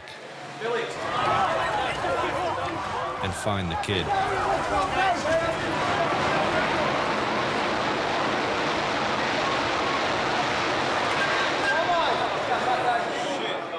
It's gone, man. 17 down? I got down there just as 7 World Trade finally collapsed. No sign of Tony anywhere. It had to be almost 6 o'clock, 9 hours after everything started, that Tony just walked in. I walked in like a daze. They were all like, hey, it's Benetatos, you're all right. What's wrong with your hand? Anything? No. No? Yeah. You all right? Yeah. Chill out. How you doing? You okay? Yeah, I'm all right. What happened on your end? I was in the building. Were you? Is everyone from the house? Everyone? Everybody is accounted for. Sit down over there, grab some benches. You want something to drink? Want something to eat? How you doing, Tony? Nice vitamin C there for you. All right? So everyone's accounted for? What do you want here? Everyone who was out at the box? You was the last one. You motherfuckers, man. I was so sure you dudes were dead. I'm fucking digging through shit. And you fuckers are chilling here eating oranges? And I'm roaming around looking for you. The last one that went out there came back, and we were all okay. I left here right after the first collapse. Turns out, Tony had been with Larry Burns the whole time, the probie and the retired chief. They were right there when Tower 1 came down.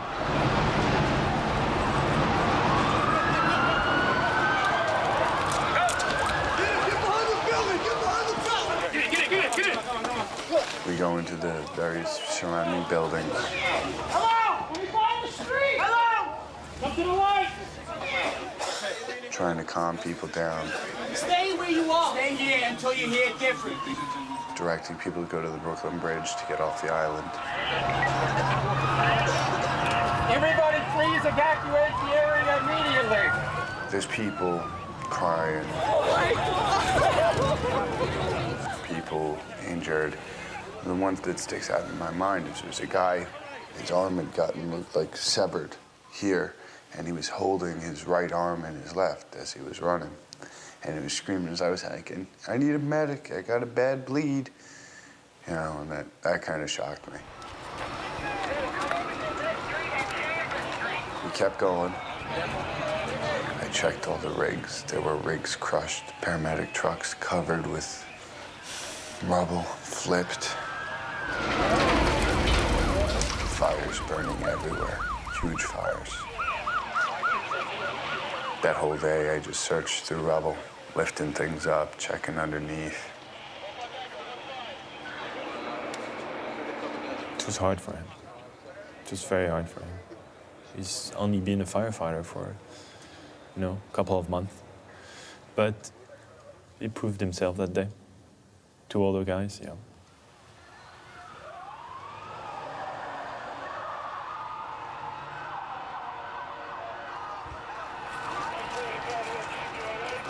There was so much that we didn't know about that first day. Who had attacked us, how, why.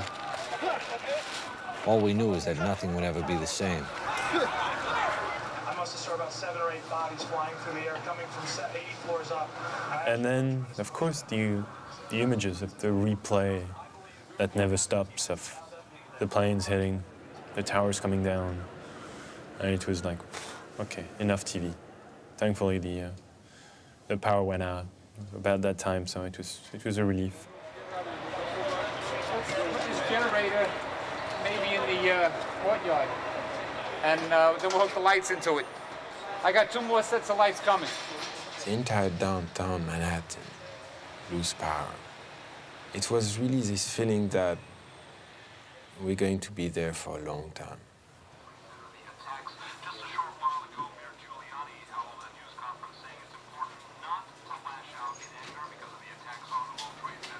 At the firehouse that night, we just tried to take it all in. It's weird, like, look at the date. 911. That's the date. But that's just it, the whole Yeah. thing. They know we're all ready for New Yeah. Year's Eve. We're all ready No. for this. We're all ready for that. We're not ready for September 11th. Has anybody seen the news? What else happened? You know what? I'm afraid to watch the news.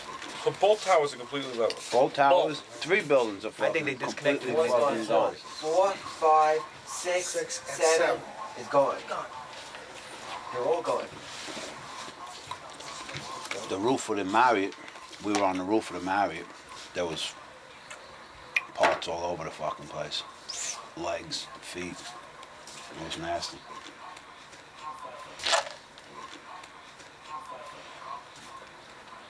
You all right, brother? Yeah, I'm all right. One of the things that sticks with me more than everything I saw is I sat down next to Ted. He looked real bad. I said, Tony, man, it was raining bodies. And just the way he said it, man, the man had been through hell. Good evening. Today, our fellow citizens, our way of life, our very freedom came under attack in a series of deliberate and deadly terrorist acts. It's a very depressed, dismal, miserable mood. Hundreds of your firemen, thousands of civilians are gone. As quickly as you blow out a match, they're gone. Flip a switch, they're gone. That's it. These buildings came down. Gone.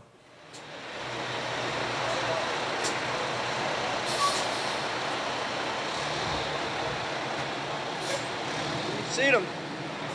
It's hard to believe they're not there. They're not there.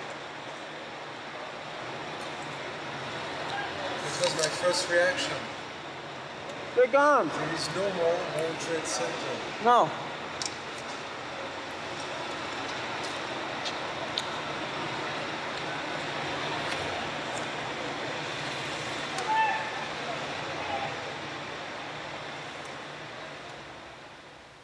It did happen, right? It's not something that I'm going to close my eyes and and open them again, and I'm going to see the tower, right? It's not there.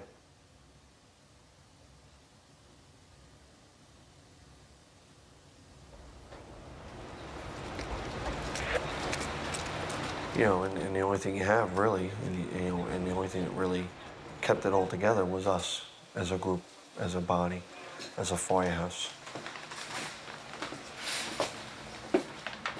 Around midnight, we sent Tony up to lower the flag to half-mast again.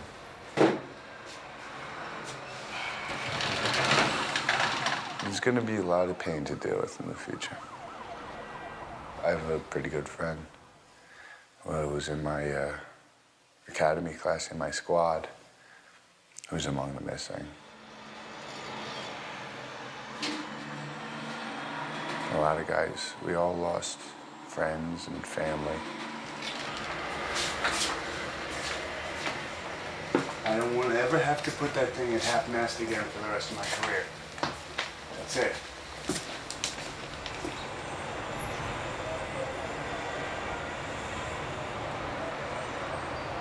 Until the recall ends, it's 24 on, 24 off, 24 on, 24 off. We got word that we'd start digging in the morning. Some of the guys with wives and kids went home, just for a few hours. They knew it might be days before they'd see their families again.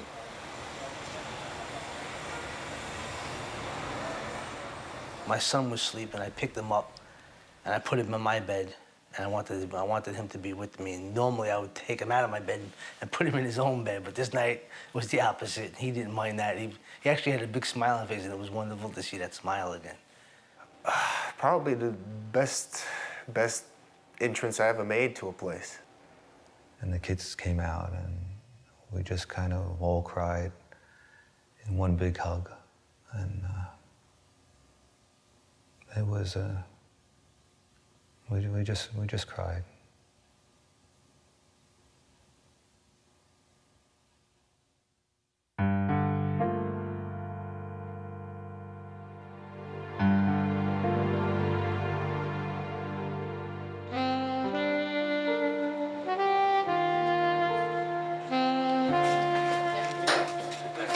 I got 1 2 there right here. There's a couple more guys out here. We'll step all line. Okay, just let me climb up there. Keep the 3.5 in the middle so we Came back to the firehouse the next day. I couldn't wait to get back, actually, because I wanted to get down there. I figured, well, we're gonna have plenty of people that are gonna be trapped, for sure. We're gonna get them out. We always do.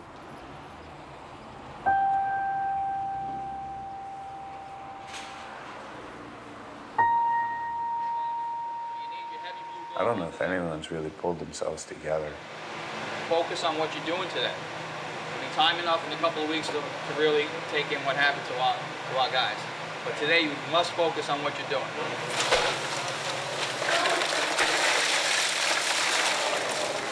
Go in teams of 2. One guy falls through a hole, you're gonna have a guy there that knows you fell in that hole. Let's take a ride. We're all alive. That's more than we could have possibly hoped for. So our job now is to go and do whatever needs to be done. And do it as much and as hard as we can for as long as they'll let us. Some of the guys took a city bus down to what the media was already calling Ground Zero. You guys got extra surgical gloves. You guys didn't put them in your pockets. Some firemen called it the pile. For us, it was still the Trade Center, even if it was gone. Hey guys, if you hear 3 horns, that means something might be coming down. So keep your eyes open when you're walking around down there.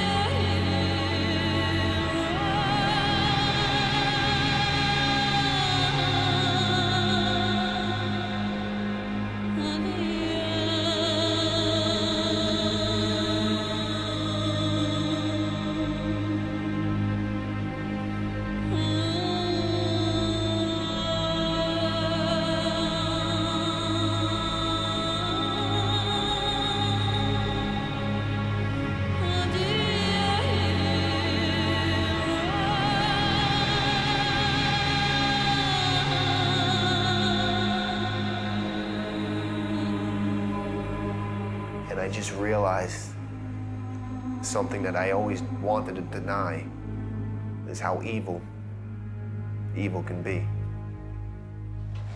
I need 5 firefighters, 19 and 12. We went down there and formed up companies, 5 men and an officer. Go, let's go. We went to work right away, trying to look for survivors. Try and get some buckets back here. Buckets! Guys were digging fast, passing those buckets quick. Digging frantically. Bucket! Bucket! Hey, watch your back, guys.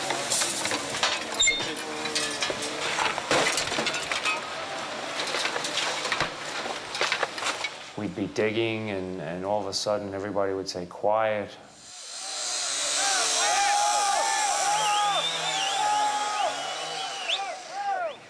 And the whole place would get quiet, and people would look.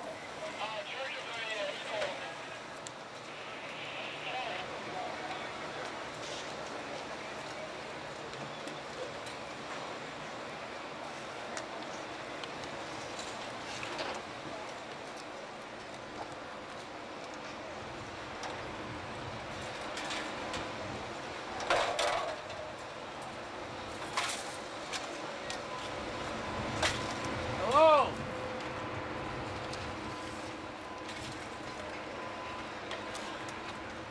And then slowly they would go back to work and start again. And that's how things went down there.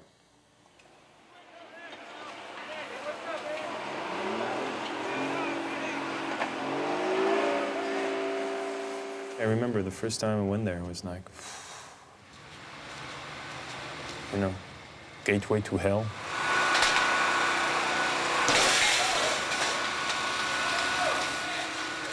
You'd never know unless you were there. But the pile itself seemed to have a life of its own. It moved and shifted underneath us. Every step you took, you could fall 30 or 40 feet into a void.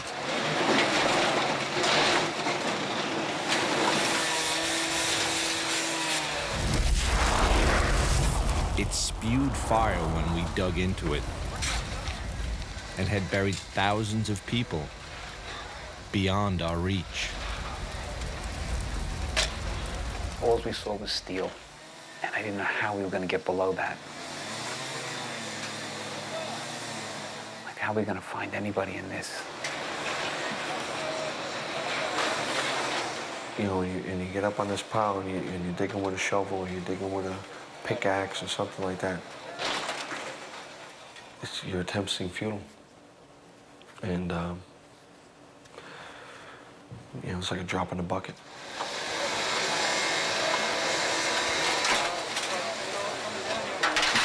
But you believed in your heart there was somebody down there. And if you could have found one person, you know, that was well worth it. Need more water!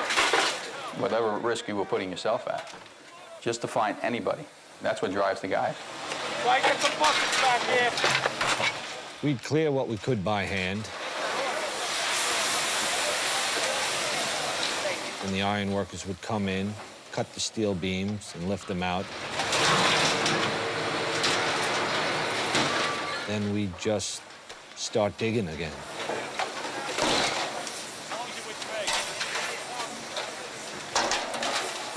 You have 2 110-story office buildings. You don't find a desk. You don't find a chair. You don't find a telephone, a computer. The biggest piece of a telephone I found was half of the keypad, and it was about this big. The building collapsed to dust. How are we supposed to find anybody in this, that there's nothing left of the building? Bucket! You find a little spot, and you just keep going and digging and digging and trying to find something.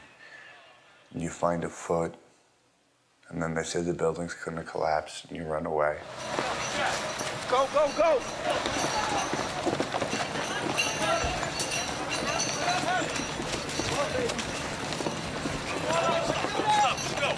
okay. And then we would go back and mostly just dug.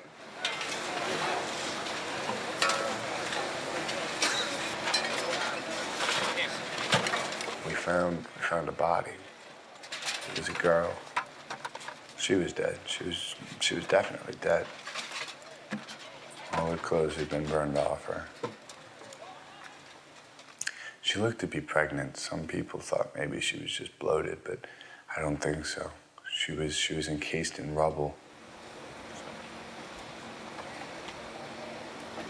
And we had her about halfway uncovered.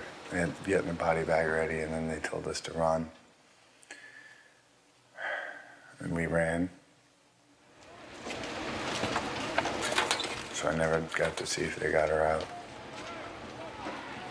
Or would have felt good saying, all right, at least I got one person out. One family will be able to have a decent funeral.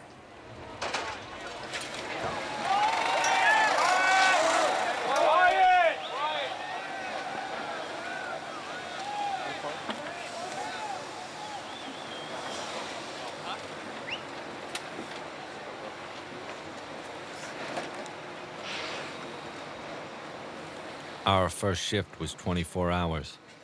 And in all that time, there was one person pulled out alive. One. It was beyond discouraging. It was even hard to understand.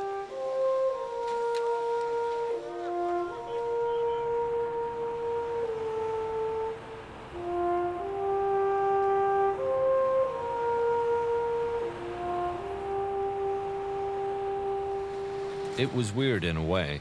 Walking back to the firehouse, people were cheering us.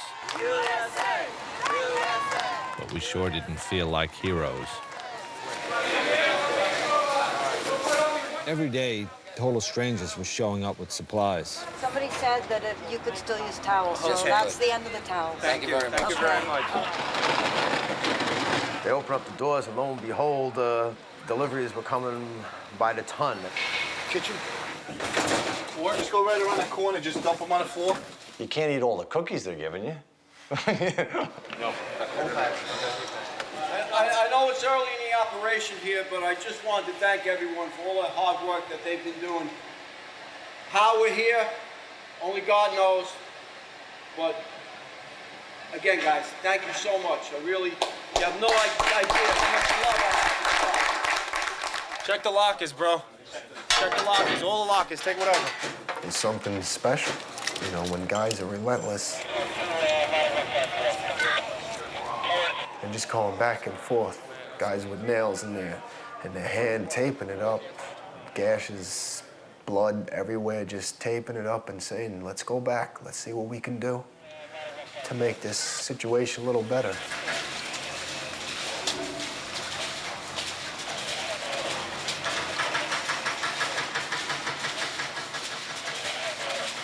There's got to be people down there still alive. There has to be. Listen, we try to keep hope. And we look everywhere. We even crawled down into the stores and the subway tunnels underneath the site.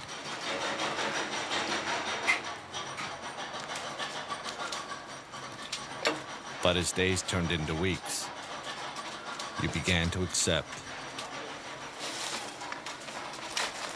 There just wasn't anybody to find. But we never stopped looking.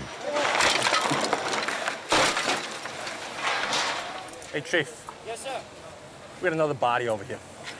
Firemen deal with ugly things every day. It's part of the job.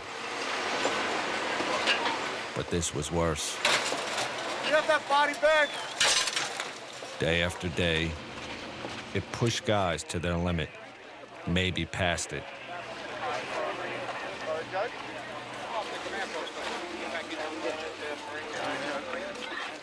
A lot of guys don't know if they're gonna do the job anymore. I know it's either this or the Army now. And I like saving lives. I don't like taking them. But after what I saw, if my country decides to send me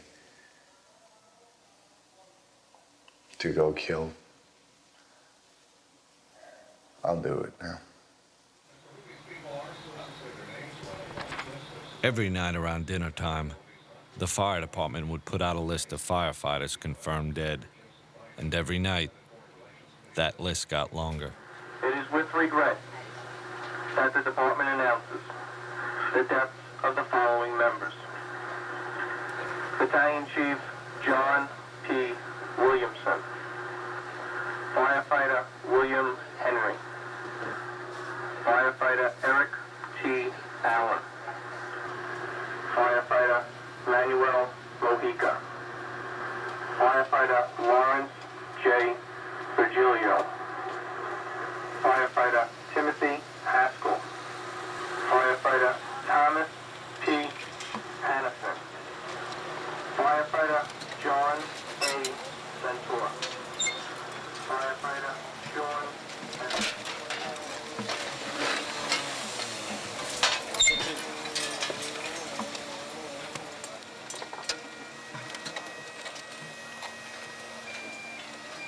We lost so many people that everybody has lost dear friends, and not just one or two, but dozens.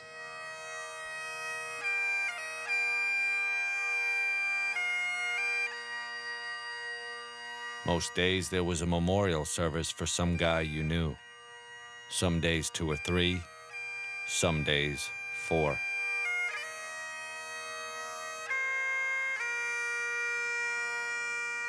One of those services was for Kevin Pfeiffer, the chief's brother. He was last seen in the stairs of Tower 1, directing guys to the fastest way out of the building.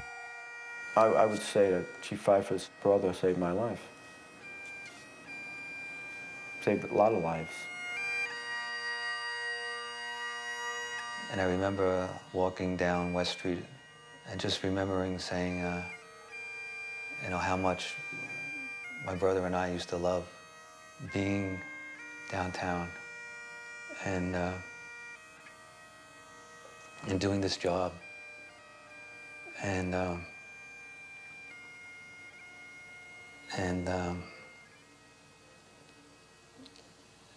how now I didn't love it anymore.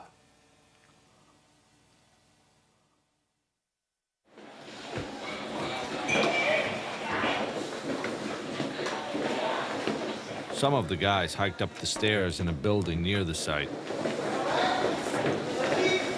but not to put out a fire or rescue civilians.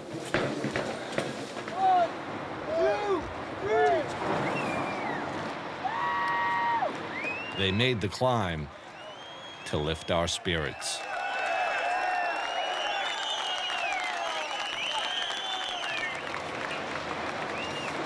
It's like our moment in time, our disaster to handle. Every generation's gone through it.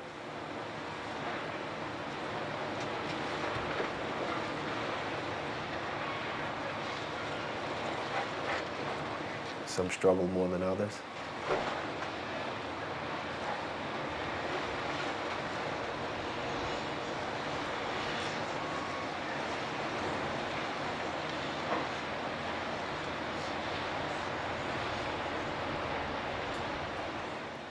We just have to try to take it for what it's worth and go on.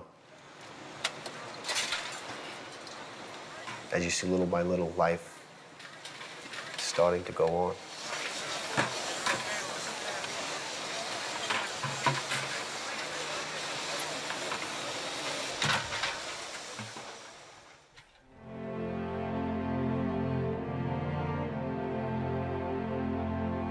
A few weeks passed, and we got new rigs.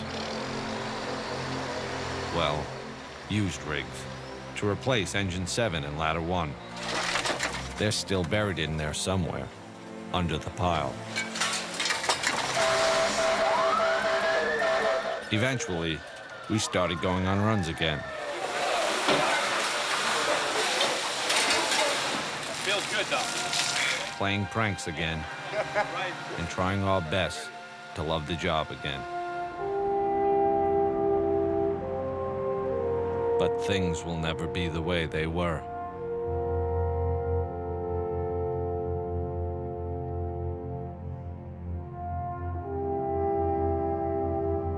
Every now and then still wonder, is it really true, you know? I know it happened, but I don't know, how do you deal with something like this? It's the 11th every day for me when I wake up. Do you want the new tape? As for Jules and Gideon, it's strange how things work out. In the beginning, they came to me and they said, let's make a documentary about a boy becoming a man during his 9-month probationary period. Turns out Tony became a man in about 9 hours, trying to help out on 9/11. You know how you can tell that? He's not bragging about it. It said to Phil. We were the only ones on the ticket. It said to Phil 1075. Do I feel like it's given me more of a sense of self-worth? Yes. Has it made me a man? No. What's a man? You know, I'll still watch cartoons and do my stupid things. I'm just a person who tries to do good, just like every other person in the fire department. For the fire department, now it's about rebuilding. Somehow. At our firehouse, we've already got new probies to break in. You get one chance to make a first impression. 2 guys fresh out of the academy. It's strange to think they'll never know what it was like to be a New York City fireman before September 11th.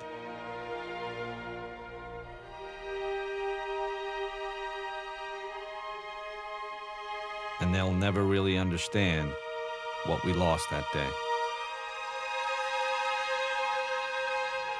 All we can do is tell them the stories and show them the tape.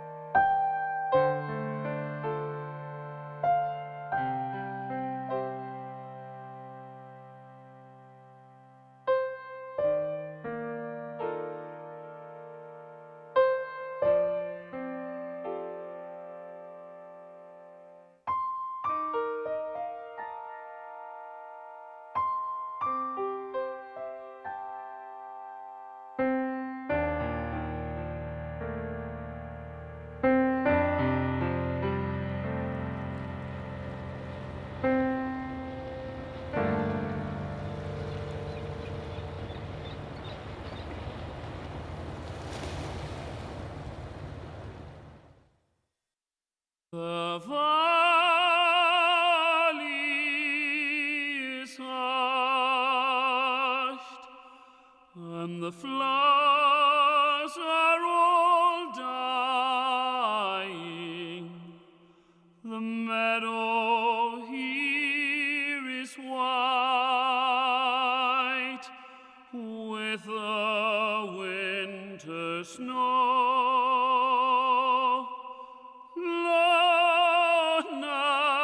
I stand in the place where Danny's lying.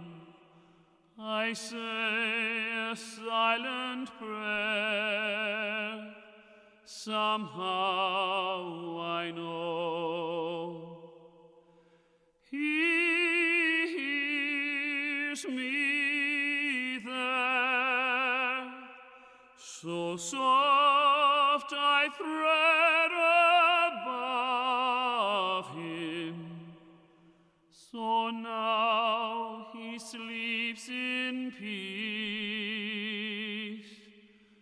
He hears Danny's voice no more. Oh, Danny boy, the pipes are calling from glen to glen and down the mountainside. The summer's gone, and all the flowers are dying. 'Tis you, must go, and I must bide. But come you back when summer's in the meadow, or when the valley's hushed and white with snow. 'Tis I'll be here in sunshine or in shadow. Oh, Danny boy, I love you so. And when you come, and all the flowers are dying, and I am dead, as dead I well may be, you'll come and find the place where I am lying,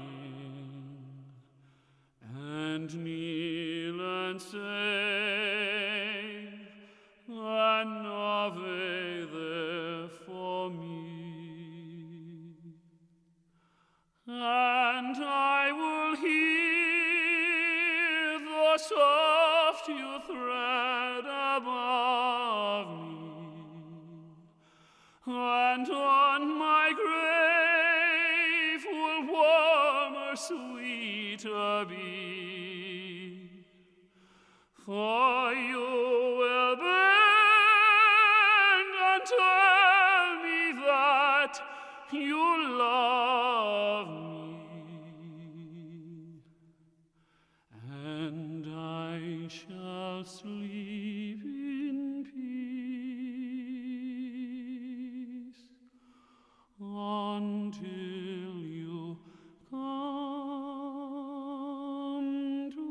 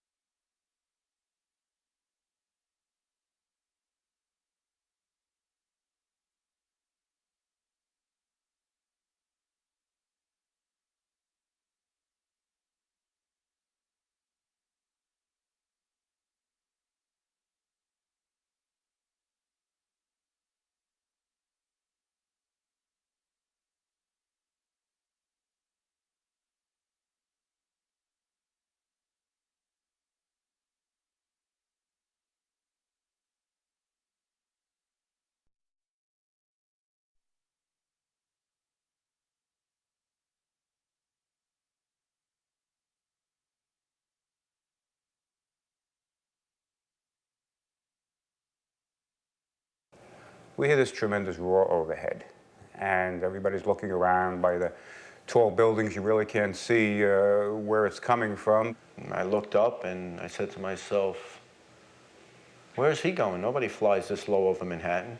All the guys just were looking up at it, and I'll never forget with their bodies, every one of them was trying to control the plane with their bodies. They were trying to, you know, they seen it and they were trying to steer it with their bodies. It's one thing I'll never forget.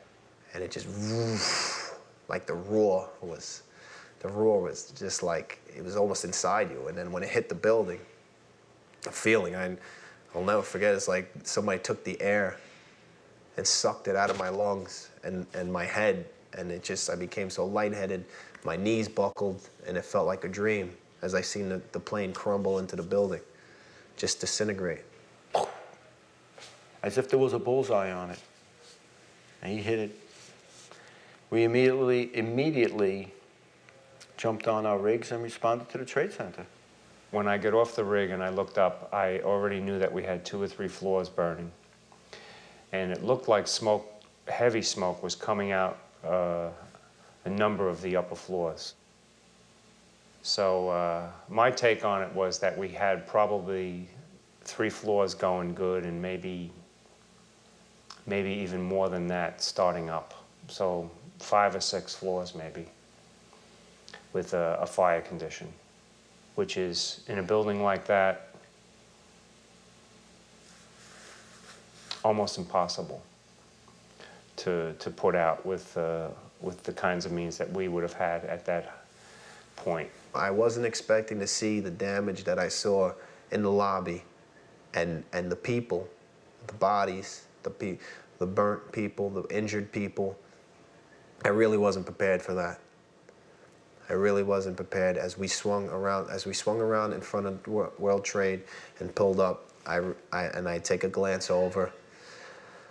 I initially look at it and my mind tells me, wow, this is bad. One thing that I did really see, there was a woman sitting on the center median of West Street, and it's about 2 foot high or so, with some grass, and she was sitting there, and she looked like a little Buddha statue. And I think she was Oriental, and she was just burnt, very badly burnt, not moving, just sitting there, and her eyes were moving, and we made eye contact, like right at each other.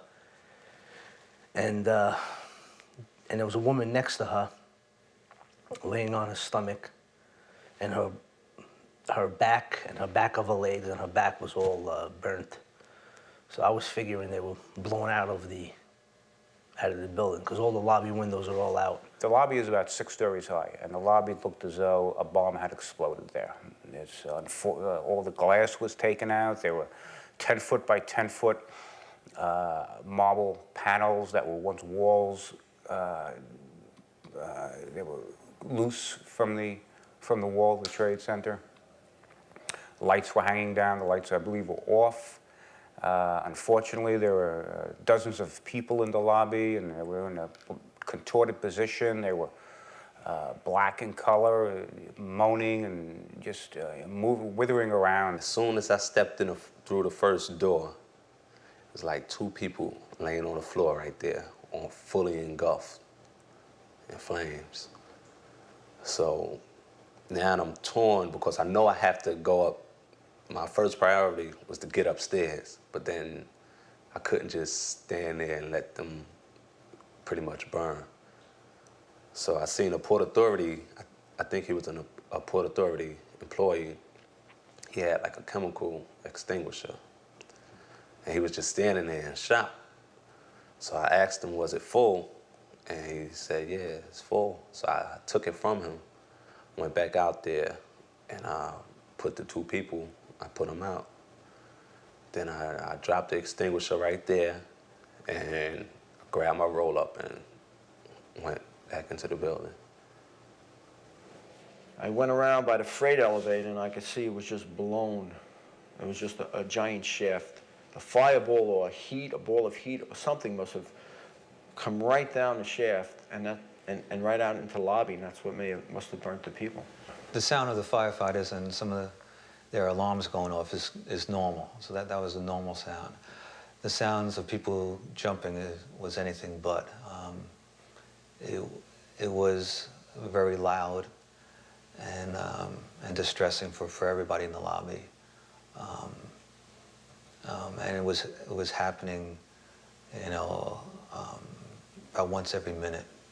We would hear a sound of a body falling, and it was very loud, and we knew what it was. People started to jump, so it had to be a couple of minutes, not many, maybe 3 minutes, when I saw the first one. And a man, a woman, it was a lot of people, probably maybe 15 to 20 people, probably 15, 20 on my side alone, only the one side of the building. You had to really look up. You could not put your eyes down for a second because you'd get hit with glass or a person. That's how bad it was. It was just nonstop. It was wild to watch because you watched it and you waited for the sound. It was like just like a cherry bomb, I guess, just hitting the floor, you know? And then you really couldn't tell, you know, I mean, you tell it was obviously a body, but you couldn't tell if it was, you know, a guy or a girl, or, you know, basically just seeing intestines on the floor. You know. That I'll never forget. It was almost a comfort for me to think that, all right, maybe they're from the plane, maybe they were sucked out, maybe they were dead and they're just falling. But there was one guy I saw, he was on the north side of the North Tower coming down, and as he was falling back first, and he was flapping his arms on the way down like this, and I was like, I was like, oh my God, these people are just jumping. You know, they're not dead, they're not getting sucked out, they're jumping. And that's when I felt helpless. The people jumping, some of them were just falling and not moving, and others were moving their arms and legs. I could imagine the fear in these people to make them do that. It had to be unbelievable up there, above the fire. They were jumping from above the impact, not, I don't think I saw anybody below. It was all above, so I imagine how hot it was up there. We had a difficult job, and our main concern, or my main concern, was that we had, 20 floors of people above, and we had to figure out a way to get them out. And we went into a rescue mode. The only problem was that the elevators were out of service, and we had to use the stairs. We knew we had to go at least 60 floors, at least, if not more. We didn't know, we had no way of knowing where it hit, what floor. We had no way of knowing if the jet fuel was dripping down onto the lower floors, causing fires. We just started our way up. I think the highest floor that I had heard was about a survivor from the 80th floor coming down. So we know that that was intact. There were some casualties. There were several people with their hair singed, skin hanging off. But nobody was panicky. It made the evacuation a lot easier. There were people carrying other people down. There were, there was a blind man with a dog, and I had asked a person, and a guy was helping him down. I said, "You're going to help him, right? You're going to stay with him till he's out of the building." And the man says, "Yeah, I'll be with him. I have him." And this was a civilian, a worker in the building, and I thought that was quite impressive. Here it is, a man that could have ran out. I'm sure he had, a lot to run out for, and he dedicated himself to help somebody. And there was a lot of that, which was very impressive. I just felt so helpless. There were people coming down burnt. And I knew we had to get up to help people. We had to get up there. And I feel bad that I couldn't get up there faster, but carrying the hose, it wasn't, for us, for me, it wasn't humanly possible for me to get up there faster. I knew we'd get there, but it was just going to take a while. We had our hands absolutely full with this one. And I also knew that there were already a lot of people dead. And just the thought of that and what was happening up there, just, it's just really sent a shockwave of fear and right through me. It was an awful feeling. To me, it was scary because it just never happened before. I was in some sticky situations where once in a while, maybe somebody I was with would get a little shaken up. They would look at me and it would be like, hey, it's all right, you know, because you kind of like depend on each other. But when you have 8 or 9 men in a hallway and you all have the same look, that just tells you that something's not right. Something wasn't right. Because never is everyone scared. And at that time, we heard a huge explosion. And we immediately dove for the stairs. Get back into the stairs. Let's get back into the stairs, because I had seen what happened in the lobby with the elevator being blown out. I said, if there's another explosion, what I feared, I never in a million years feared those buildings coming down. Never. I did fear secondary explosion or possibly a second plane. I'm looking up and I saw the second plane coming in. Second plane, it came in from the west. Came in from the west. I mean, it banked onto its side like this and then turned. And it disappeared for a fraction of a second behind the building, and then the whole building just exploded. I don't know, the end of the world was coming. I didn't know I was so numb, you know. I didn't know what to really think. I really thought it was maybe the end of the world. There was going to be more planes coming in. There was going to be bombs going off. I didn't know, you know, to what degree they really just had us surrounded, you know. That's what was going through my mind.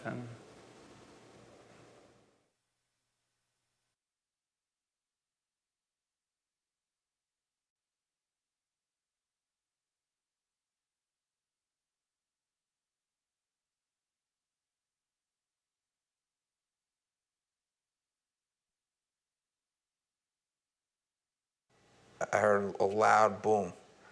And my first thing, I was right at the desk there on the left-hand side when you come into Tower 1.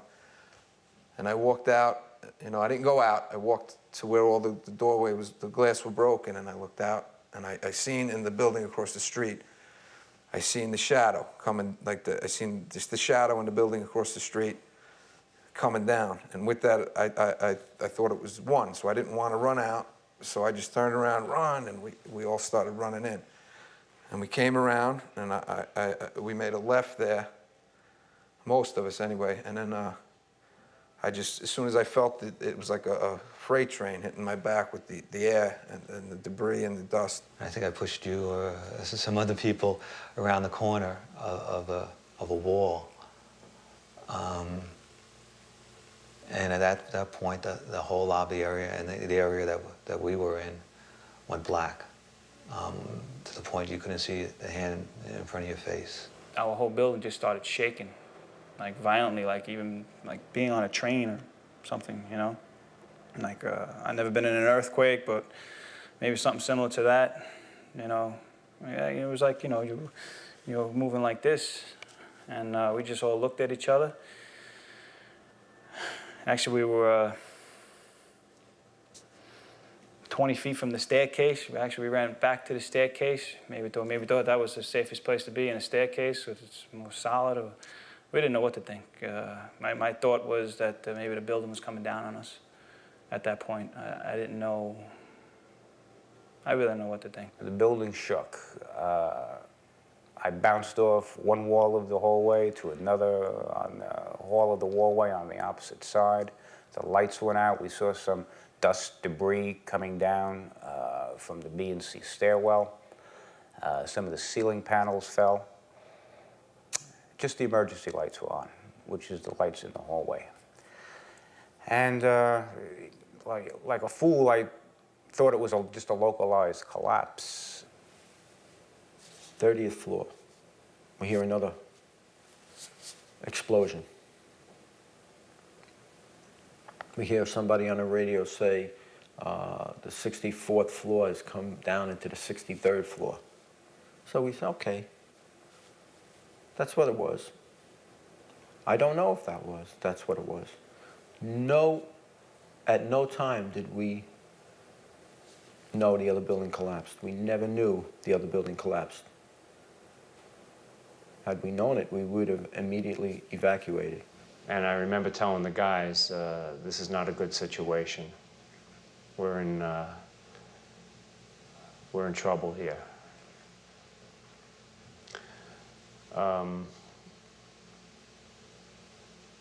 We collected ourselves, and it was very quiet after that. There was nothing more on the radio.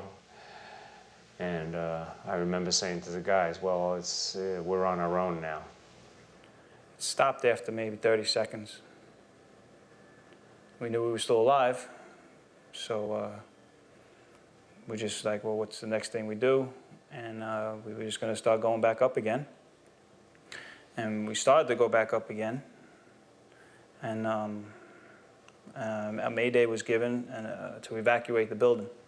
I know we had to get out. I heard the chief screaming, and from the tone of his voice, I knew that it was no normal thing. I knew it was time to leave. And as I got down the floor, it was such a long walk, 21, 17, 16, 15, 14, 13. From that point on, we went down the stairs. There was still some civilians in the stairs, not that many, but I told them that we have to leave now. And I was going down the stairs. I can remember a fireman resting on the landing and telling them, we've heard a Mayday, get out of the building. And I don't think a lot of them, I know for a fact, did not take it serious. And it was like one of those dreams where you were almost there. Because I had this inside feeling that something was going to happen. When I got about to 3 or 2 is when I started to think of my family, So I got to get out of here. When we got out to the lobby, it was unbelievable. Nobody was around the command station. There was nobody at the command station. It looked like the end of the world. It looked like ruins all over the place. I said, oh my God. I said, what happened out here, We got out the building, the tower was gone. I was in shock again. I was in shock the whole time. It was unbelievable. The best way to describe it is like a lunar landscape. Powder, crushed cement. Now, mind you, the scene that I just ran up through an hour ago or 45 minutes ago was a carnage scene. It was a scene of bodies and destruction and really horrific things. Everything that terrorism is what was there. And then when I came back down, it was a dreamy, quiet place. There was not a person there. There was powder on the floor. And for a second, I actually thought to myself, I said, am I still here? I said, or am I gone? Because that's how quiet it was. You couldn't hear a thing. You couldn't hear a thing. When I got outside, I saw to the left was the Marriott, and I saw it was totally just crushed. And I'm figuring, and there was just debris all over the street. It was like something out of a scene from a war or something. I just couldn't believe what I was seeing. It was something I'll never, ever forget. And with that, I turned around and looked up, and all of a sudden, the Tower 1 just started coming down. And I started running down the West Side Highway. And I'm looking up, I'm like, how the frick am I gonna outrun the World Trade Center? And I heard the rumbling coming down. It was like a landslide. I watched the floors, just one hitting the other, crushing down, pancaking all the way down. Just every floor hit, smoke kept pushing out all over the place. I just couldn't believe what I was seeing. I was running and watching this cloud of smoke chasing me up West Street. And I said, I can't outrun the smoke. I don't think anybody can. It's coming up pretty quick. And then it started coming down. The shit started raining down. And now I thought I was going to be buried alive. I didn't know how much rubble was going to be on top of me. So I stood on top of the the concrete barrier, thinking that as the stuff came down, I could keep getting higher. I wasn't sure what was happening yet, but then I started getting hit with pieces of debris. It felt like I was getting hit, like punched and hit in the back and stuff. And then after a couple of seconds, I got hit with something in the head, knocked off my helmet. And then I figured, all right, and I have to try to get up and get out of the area, because now I can't. Now I have nothing protecting my head. So I tried to get up and walk away, walk north on West Street, but then I got knocked down again with some debris. I was frozen for a second or two, actually frozen, in amazement. This can't be happening. This can't be coming down. The Twin Towers coming down? They blew them up last time. They didn't come down. I started running, carrying my mask, my gear. I'm tired from climbing 30 floors. I'm tired from coming down 30 floors. And I'm running, made about a half block, turn around and look. There was nobody behind me. Kept running, about another half a block, turned around, and it was gaining on me. I said, I can't outrun this. I just dove on the floor. I thought about going under a car, trying to get under a car, but I said to myself, if a piece of steel comes down and hits a gas tank, that's not good. So I just dove into the middle of the street and just covered up. I got hit initially with a blast of hot air, and I truly expected a fireball to be coming next. I expected to be incinerated in the street. After about 15, 30 seconds, I got up on my knees, felt my hands, I had them, stood up, had my legs. I guess everything was intact. It was dark, black, pitch black. It was like midnight. I took my first breath of air, and it was like my face was buried in sand.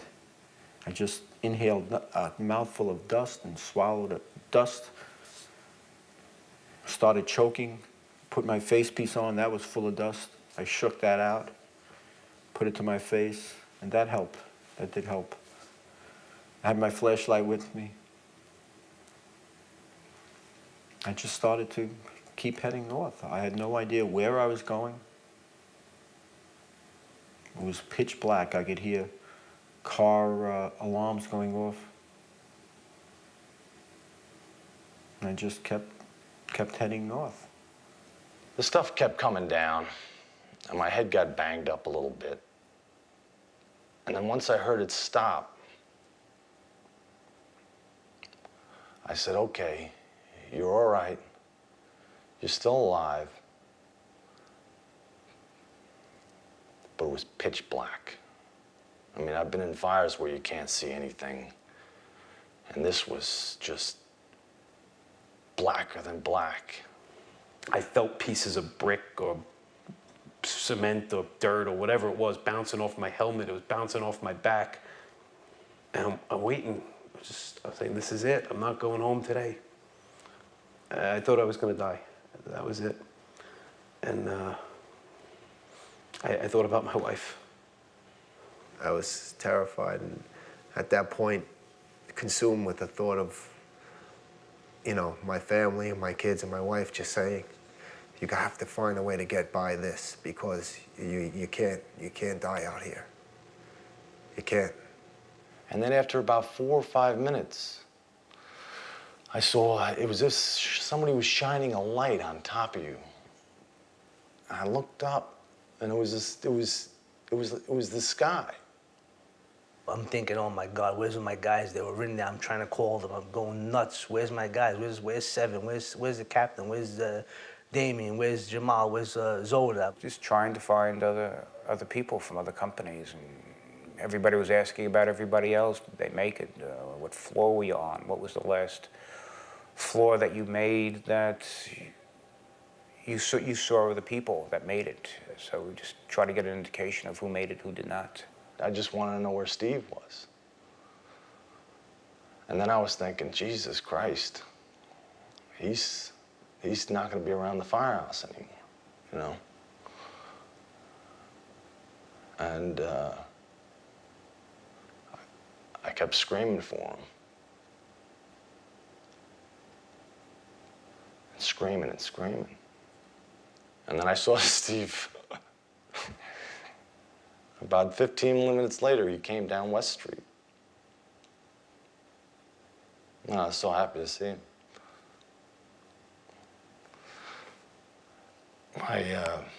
He gave me a big hug. And then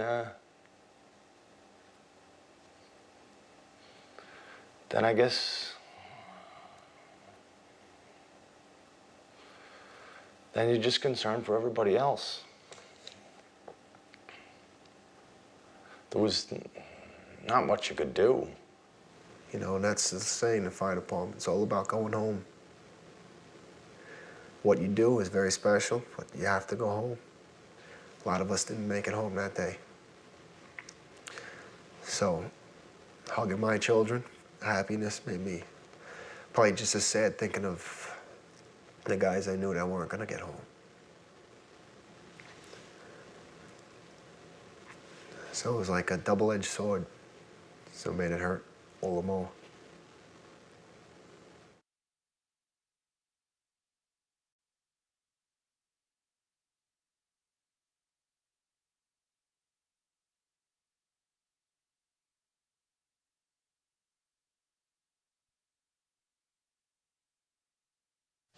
I think this firehouse was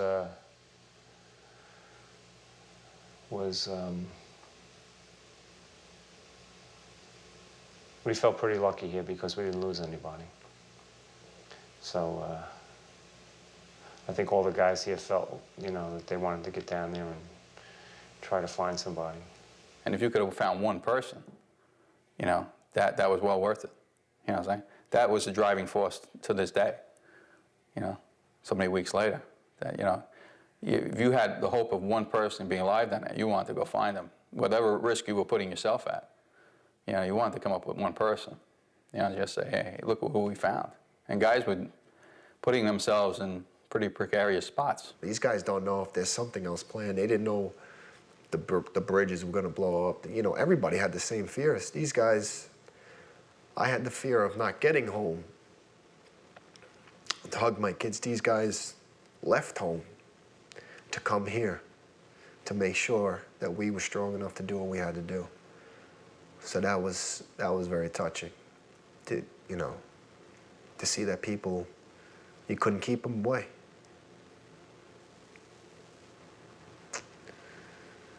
I mean, I talk about leaving the building, getting out of the building, but yeah, I know it had to be tough for guys to leave their house in the middle of something like this, where you know it was an attack, and your family's home, and you're walking out of the door for something you don't know. You don't know what's going on. We could be in the middle of a war. We could be invaded. We could, anything. You know, at that day, anything was possible, in my mind. I was watching the news and talking on the phone at the same time. And I remember thinking to myself, I didn't think I was going to ever come home again. I was thinking this was the worst disaster that the city has ever faced. All my friends were dead. In my mind, they were all dead. There was no one going to survive something like this. And I knew I had to go in there and help. I had to dig these guys out, not knowing if there was going to be another collapse, another bomb, another explosion, or whatever it was.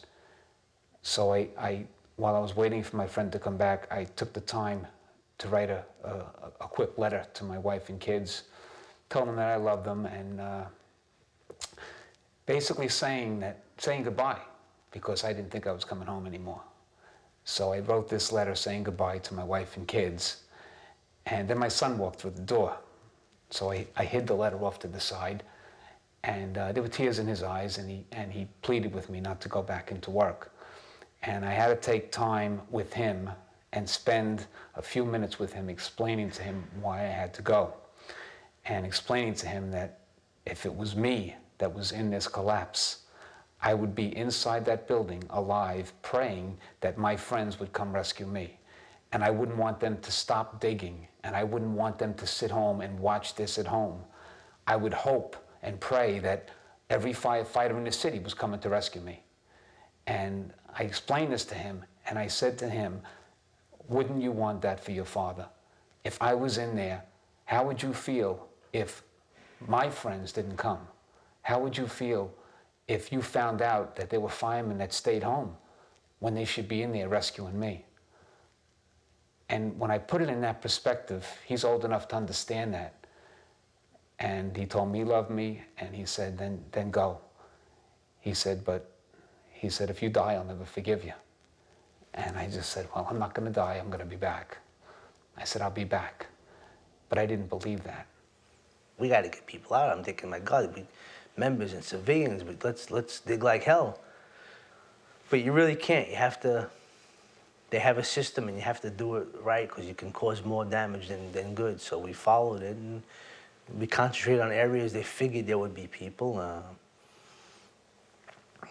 I think they only came up with one person actually that day that was a survivor. There were many,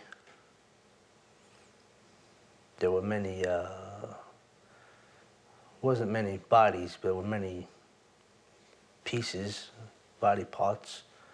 I saw one or two whole bodies, but wasn't many. And just the debris fields is amazing.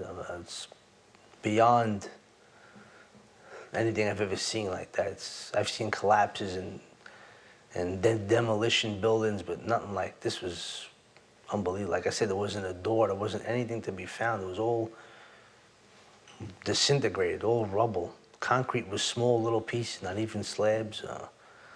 No desk, no furniture, no computers, no phones, no anything. So I imagine the people were the same as the building, nothing left. We got to do some work, some serious digging, but the only bad thing is that we were going by smell. This is how we were finding the people. The people were starting to decay or whatever, and you open up a little pocket or something, and all of a sudden you get this bad smell, and like, oh man, there's somebody here. So we started digging there, and we started finding backpacks and different things, but there was so much steel there that it was hard to dig down. The construction companies were there with cranes and big claws that can come down and grab these things, and all the iron workers were there with big torches, and the laborers and the iron workers, they were fantastic. We're looking down there and it was hot. Everything, it wasn't steady, so you couldn't climb down there. But shining flashlights, I could swear I found that, I saw that pair of bunker pants. And I think I saw 2 helmets. And I'm looking and I'm saying, where's the guy that's supposed to be in those pants? And I said, I didn't, try to keep up hope. But, you got an image of a pair of bunker pants hanging off a piece of rebar with no fireman in it. A little difficult to keep hope. I remember the downtown area was all dark. All the power was out, and everything was dark. And I remember walking somewhere late at night, probably again around midnight, and just walking away from the Trade Center now, up West Street towards the firehouse. And probably because my feet were killing me, it was more like a shuffle than a walk. And realizing at that point that my brother was gone, and we lost hundreds of firefighters, and they were gone too. And I just remember the tears coming down my face, walking into the darkness, and, with not a lot of hope at that point, opposed to the day before where, I thought that things would be okay. I knew there was not much hope at all. And that was a real hard time. That was a long a long walk back to the firehouse. I would explain to the guys at roll call and at drill how it's important that we get back to what we were doing, and how it's important that when you show up to work, you have to be ready to go to a fire. That it's a very, very serious job that we do, and that you have to come here and be ready to give 110% of yourself all the time. And I would say it, but I didn't do it. I didn't believe it. I would tell the guys, I would give them this rah-rah speech like, if you come to work, you better be ready to work. I came to work, I wasn't ready to work.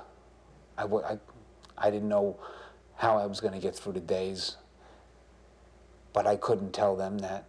And I would come to work and I would say, come on, pick yourself up and, dust yourself off and let's go, because when those bells go off, we're going to a fire.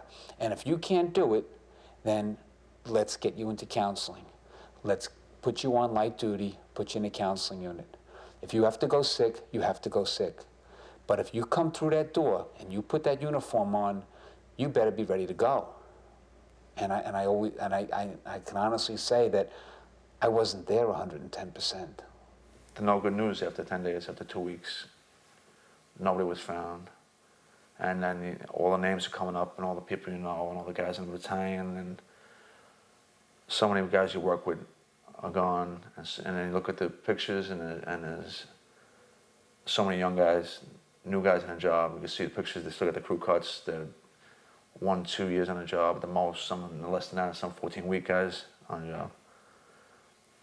And to see the young kids in the paper and the faces, it's a horrible thing. And then every day now, first it was digging. Now every day we're going to 1, 2, 3, 4 wakes. There's funerals and memorial services. Every day you're off, and you want to do it for the family. You got to do it for the brothers, and you got to do it. It's a fire department tradition, and you got to try your best to make as many as you can for their families, for yourself, and it's hard. I just spent an hour and a half just putting names on the board, 22 names of the recent guys for memorial services. A very good friend of mine that I went to high school with, that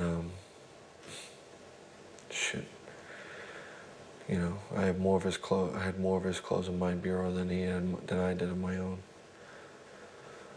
When we were kids, going out, going to the shore, going here, going there, drinking beers, chasing women, all those things. A lot of good times with a lot of different guys, as kids and growing up, come over my house for block parties and, just to buy barbecues and laughing and joking. It's gone. As quickly as you blow out a match, they're gone. Flip a switch, they're gone. That's it. This buildings came down. Gone. I guess there's a lot of guilt too, I mean, why am I alive and all these other guys died, and why'd that happen? And then somebody says, oh, it wasn't your time. Wasn't your time, right? Like I'm born and then I got some sort of time that I'm supposed to fucking die, Can't somebody tell me that time now? And what's that? They say God works in mysterious ways and the timing and all that stuff. I don't know. Another 15 seconds, we would have been turning the corner on West Street and forget it, Just forget it. Yeah, I don't know why myself and the other guys were picked to survive this. I'm not any better than anybody else. I'm just a firefighter. And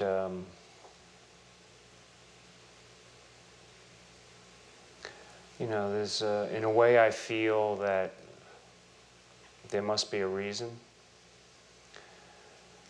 And it's scary to think that what the hell that reason might be.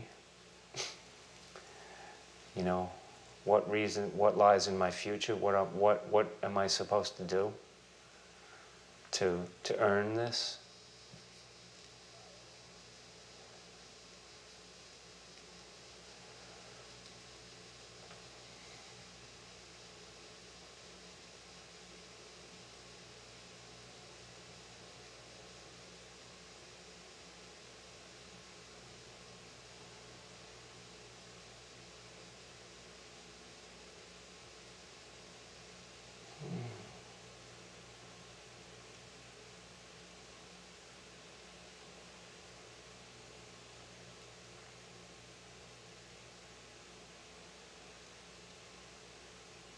It's not easy being a survivor.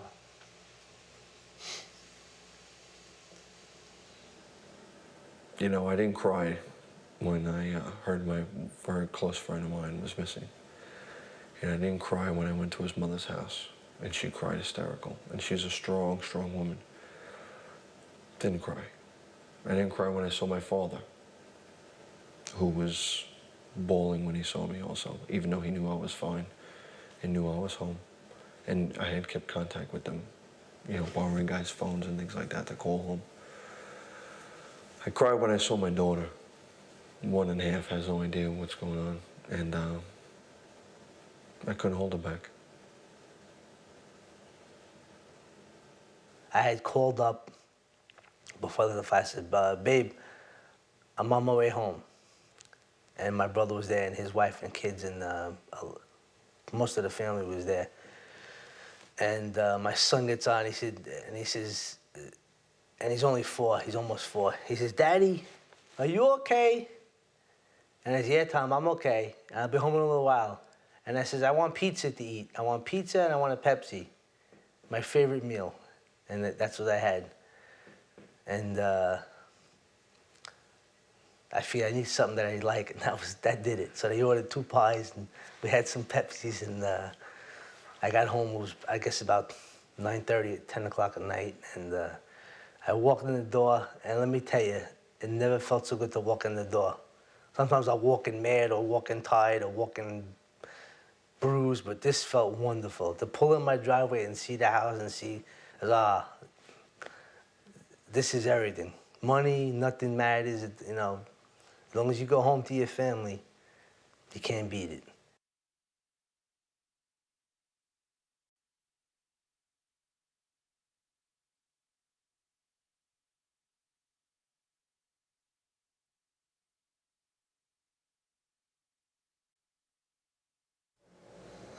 As firefighters,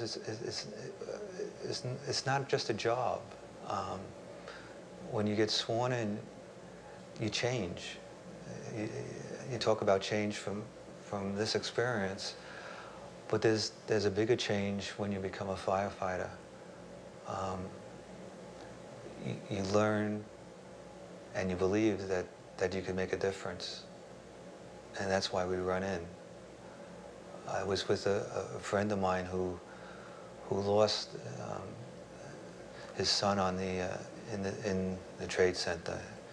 He was up on one of the upper floors, and I just remember going to the wake, and we hugged each other, and I said I wanted to be there just for them. And he said that he would never forget what my brother and what I and all the other firefighters did to try to rescue his son. And he said over and over that he'll never, ever forget, and that they'll always, my brother and the other firefighters will always be his heroes. The fire department, though, is, as they say, it's that war that never ends. And it's true. You are always doing something worthwhile. You always feel when you finish a tour, you've helped someone along the way, saved their property, maybe saved their life. And it's a very rewarding experience. And I don't think you're going to find a job anyplace else in the world that will give you that feeling day after day, year after year. The firehouse is you know, they say it's a family, but it really is a family. They bust chops and everybody's a ball buster, and that's the best way. I say we tease because we love.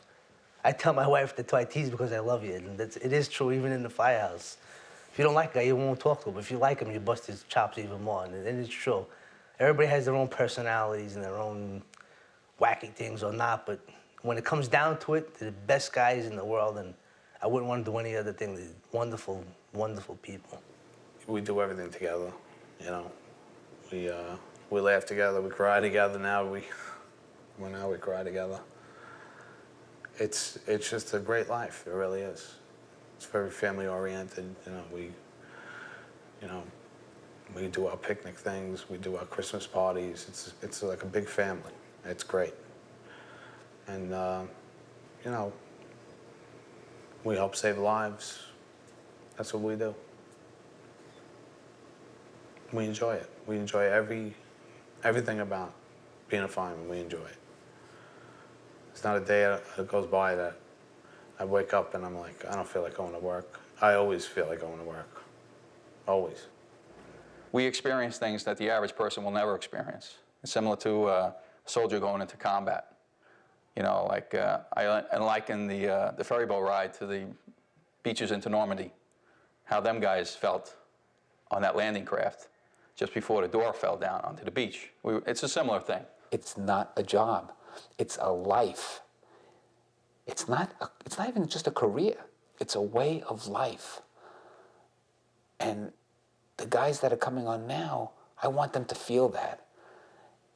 But they're not, because we're not conveying that. All we're talking about is 9/11. And that's all we can talk about now. And it's unfortunate. And that's what we have to get past. We have to get back. And I hope we can, for their sake, for these new guys coming on. It probably has changed me in ways that I don't even know of yet, because every day is another adventure. I try to get up in the morning thinking that, okay, today I'm going to be okay, and not think about it, and that doesn't happen. That definitely doesn't happen. I hope someday it does, but not yet. It's probably too early to tell how it's going to affect me in the future. It's not going to be good. But how it's affected me now, immediately, is that that it's not that important to earn a lot of money in life or see how far that you can get in life, but it's how you make other people happy, how you make yourself happy. That's one thing that I've gotten out of life so far, is how happy I'm trying to make my family, how happy I'm trying to make myself, and the problems that you thought that you had before aren't so big after all. I'm certainly walking around with a lot more fear now than I was before this happened. And it's something I don't like in myself. But it's there. And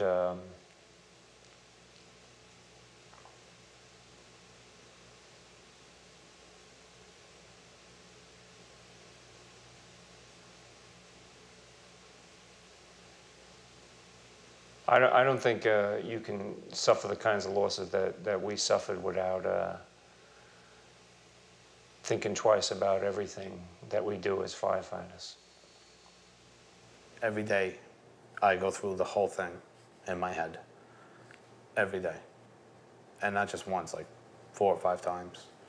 And that's not even telling someone that I haven't seen yet what happened. It's just the same thing over and over, every day. Remembering the people I went up with in the stairs, knowing the guys that I was with and never made it out. I remember seeing them, and now, days later, they're not around.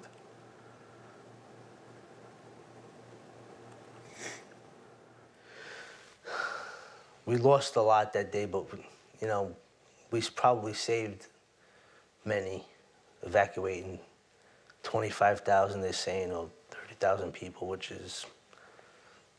that's a pretty good day too, if you could think of it as saving 25,000 people.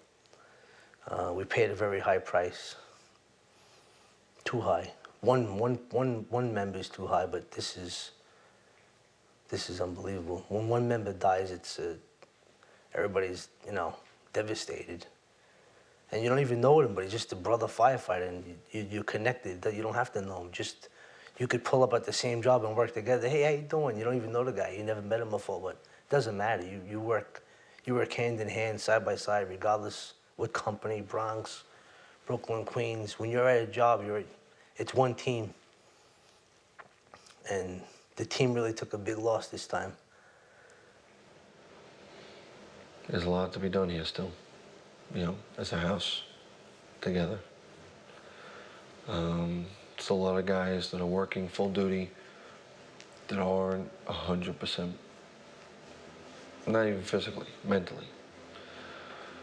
There's a guy who never smoked a cigarette before, chain smoking now. There's a guy who still hasn't put part of his family in the ground because they haven't found him yet. And that's not going to be over till everyone's in the ground and everyone has had time to think about it and get it off their chest. However, whether it be speaking to a professional, speaking to firemen, speaking to families, speaking to clergy, it's going to be a while. If we can't learn from this, then we will never learn from nothing.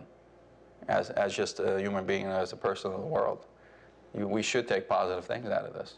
You know, try to understand other religions or whatever the case may be.